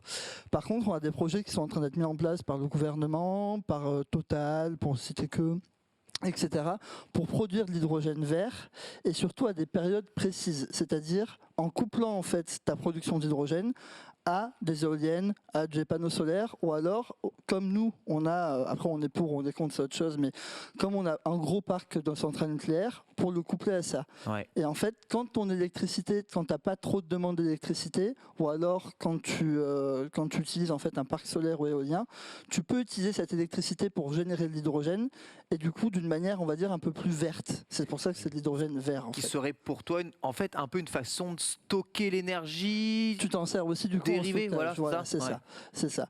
Mais l'avantage de cette technique-là, c'est qu'en gros, tu vas produire de l'hydrogène à des moments où tu n'as pas besoin d'électricité, voilà, ou alors avec des sources d'électricité qui sont plus renouvelables déjà, voilà. Ça répond à vos questions. C'est passionnant. Non, mais vous pouvez les challenger. Hein. Je suis sûre qu'ils pourront, toute la question de l'hydrogène, c'est comment est fabriqué l'hydrogène. Comment est-ce que tu le fais, tu vois. C'est aussi un des plus gros points, là-dedans. Je vois que ça peut être des points de scepticisme, en tout cas pour beaucoup. Les gens se disent vert, total dans la même phrase. Bon, est-ce que c'est vraiment Vraiment, ils essayent de beaucoup changer. Ils n'ont pas trop le choix. Ils essayent maintenant. Ça s'appelle Total Energy, donc ils essayent de changer un peu d'image. C'est vrai. Alors pour ceux qui nous rejoignent, hein, comme Nescam, c'est quoi leur projet à ces messieurs? Comme on expliquait, ils sont pour la plupart ingénieurs ou encore en formation dans une école à Lyon et participent avec leur association donc ECAM à l'Écochelle qui est une compétition annuelle et qui permet à des véhicules d'aller le plus loin possible en consommant le moins possible. Je l'ai bien résumé? C'est parfait. Ah mais embauchez-moi, je vous ferai la com. Et là, à l'écran, vous voyez une vidéo, donc c'est un des essais en fait sur piste de la dernière compétition qu'on avait faite à Londres. Voilà. Alors ça consomme combien du coup? Vous avez une quantité de combustible limitée? Tout le monde a la même quantité de combustible? Alors en fait on a tous la même quantité. C'est pour être plus précis si tu veux aller là-dessus, ils regardent plutôt la consommation que tu as faite pour un nombre de tours. Voilà. D'accord. Et après ils ramènent ça en fait à la quantité d'hydrogène que tu as utilisé pour faire 1 km. Donc elles sont toutes à l'hydrogène, c'est ça ici? Dans notre compétition, dans notre partie, oui. Okay. Après, on est lors de la compétition annuelle, tu as aussi des voitures en thermique, des voitures en hybride, je crois, et des voitures en électrique aussi. Voilà. Et Urban Car aussi, c'est une compétition un peu plus haute dans le sens où ils doivent plus partir sur des voitures de tourisme, on va dire. D'accord. Pour commercialiser, on va dire plus tard. Nous, on est vraiment sur de l'efficacité pure, sans réfléchir à des phares, des essuie-glaces, des choses comme ça. Combien vous avez de litres de combustible là dans votre voiture pour aller le plus loin possible? En gros, comment ça marche? Moi, je l'ai jamais faite. Hein. J'aimerais bien la faire, le Covid, voilà. Mais en fait, comment ça marche? On part en fait avec une bouteille. En fait, c'est assez dur en fait aussi de stocker l'hydrogène, mais on part avec de l'hydrogène de base. Ils regardent notre consommation. Jusque-là, vous n'étiez pas là, mais on a fait 1280 km pour 1 litre en fait d'essence. En fait, à la base, c'est 380 km par mètre cube d'hydrogène. Ouais. Donc voilà, ils font un petit calcul et ils regardent notre consommation au départ et à l'arrivée. Et on a environ 4 runs de environ 40 minutes. Et il faut à peu près être dans les alentours des 30 km/h, c'est là où on consomme le moins et on va le plus loin. Du coup, il y a un travail sur l'aérodynamisme. Il y a un travail sur l'aérodynamisme. Vous allez peut-être le voir à l'image, mais le prototype est vraiment très petit. Une personne de petite taille rentre, donc 1m50, 50 kg. Il faut être aussi plus léger possible, c'est le mieux. Mettre le moins être le plus léger. Voilà. Et oui, c'est ça. C'est ça. On parlait des gabarits moto là. C'est une expérience de chimie, hein, le véhicule. Hein. Canard. C'est ça. Alors, du coup, oui, les petits canards, c'est très mignon. Qui rentre dans cette capsule? Alors, c'est toi, non? je pourrais totalement, rentrer sur ce véhicule, mais non, on a une pilote femme qui était pour l'instant en prépa, pareil pour le même cursus, et qui rentre assez bien et qui est assez légère, parce qu'il nous faut quand même minimum 50 kg pour rentrer pour les règles. Sinon, c'est pas trop légal. Au pire, tu pourrais prendre moins, mais tu lestes. C'est ça. Mais c'est un peu compliqué pour la pilote, on va dire. Donc oui, on a fait les tests quand nous on travaillait sur la mécanique avec Quentin sur le nouveau prototype. Les tests, c'était moi qui faisais, on va dire, pour la taille. Et faut vraiment optimiser ça. Par exemple, on a un système de direction sur le nouveau prototype. On l'a reculé au niveau des jambes pour pouvoir juste passer par-dessus et ne pas bloquer le pilote.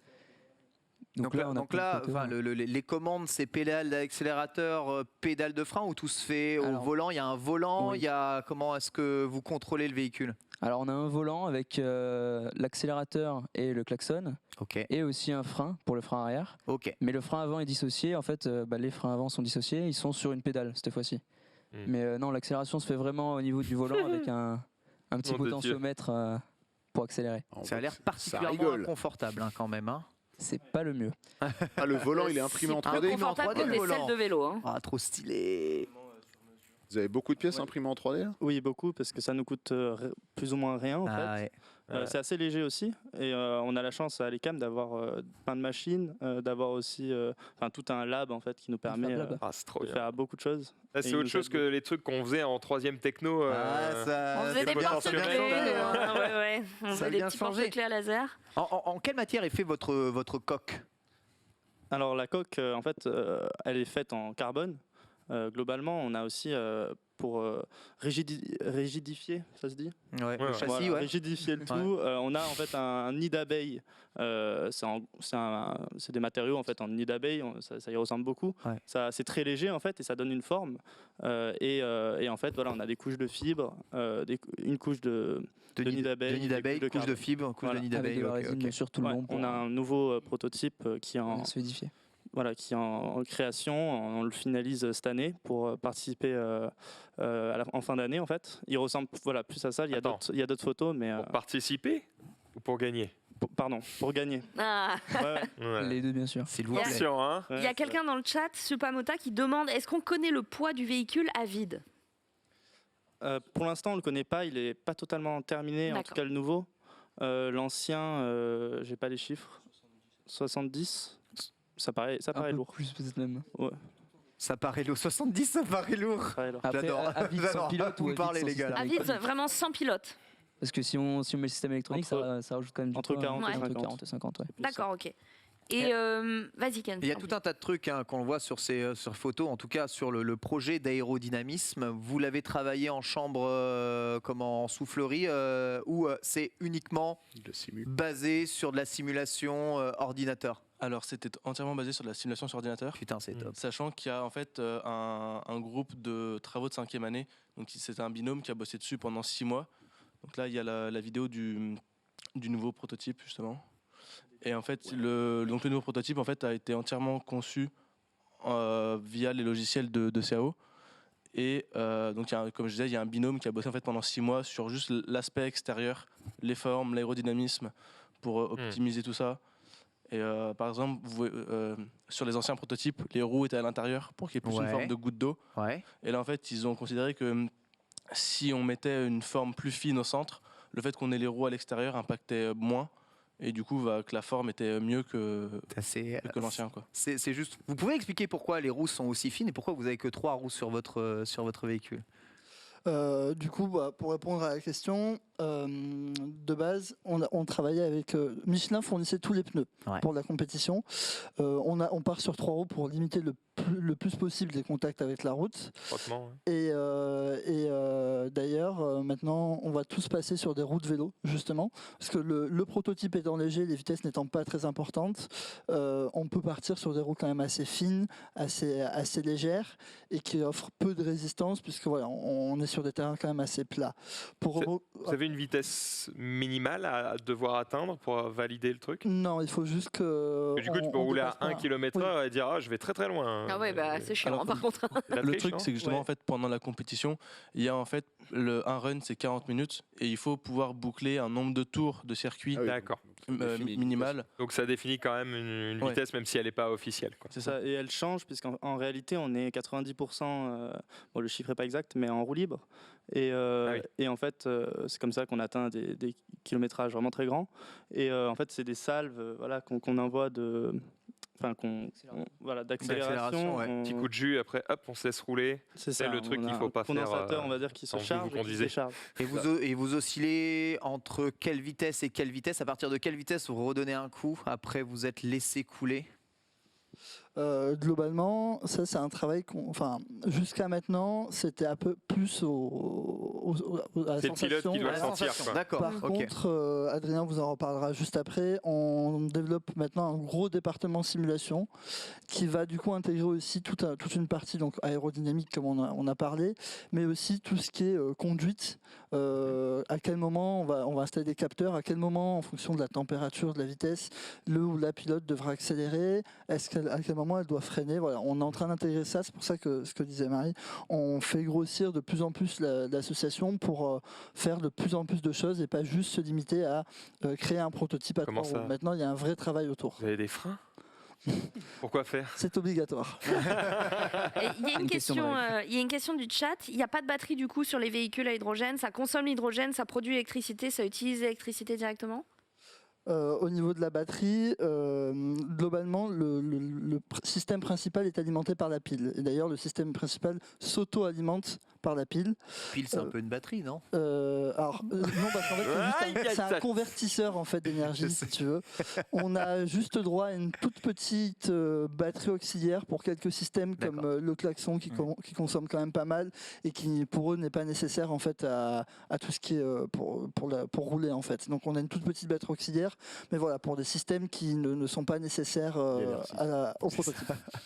Okay. Pour rebondir sur ce que disait Tom, on a ouvert un département simulation cette année. Et donc on travaille avec des partenaires dans les logiciels, notamment MSC Software, et qui nous permettent d'optimiser nos véhicules vraiment d'une bonne façon sur le logiciel pour ensuite dire à nos équipes mécaniques quoi optimiser, quoi changer pour travailler sur ça, que ce soit au niveau de l'aérodynamisme ou autre. Et avec ça, on a aussi un projet de télémétrie pour pouvoir, pareil, prendre des données et derrière retravailler sur le prototype. Alors parlons, je te coupe, parlons bien, entre votre projet à l'hydrogène, ceux qui fonctionnent de façon hybride, ceux qui fonctionnent au carburant et ceux qui fonctionnent de façon électrique, quel véhicule a le meilleur rendement parmi tous ces véhicules-là ? Au niveau de la compétition même, c'est assez intéressant, mais la meilleure équipe reste une équipe thermique. Ah, voilà. Et ils sont sur un rendement quand même très élevé, proche, je crois, pas loin des 2000 km par litre d'essence. Oh là là là là. C'est un record qui est quand même... 1 litre 2000. Et voilà, en tout cas, c'est assez intéressant à ce niveau-là. On arrive déjà au terme de cette émission. On pourrait vous écouter des heures. Merci je vous ai trouvé hyper à l'aise, hyper intéressant. Cool. Vous êtes ici comme chez vous et vous pourrez revenir comme vous voulez. On a bien compris que l'Ecoshell Compétition, c'était un peu l'aboutissement de tout ce travail conjoint entre plusieurs équipes dédiées à la mécanique, la simulation, la fabrication. Bravo. On peut vous suivre où ? Est-ce qu'il y a une page Facebook, un compte Insta ? Parfait. Tout est affiché. Donnez-leur vraiment de la force. Quant à nous, on se quitte. On vous laisse avec l'émission Allociné où vous pourrez retrouver le meilleur de l'actualité du ciné et du petit écran. Et nous, on va rester discuter parce que je pense qu'on a encore plein de questions. Voilà. Et ben écoutez, merci les garçons d'avoir été avec nous. Merci à vous d'avoir fait le déplacement. Et quant à vous sur le chat, restez bien sur le stream. Ciao.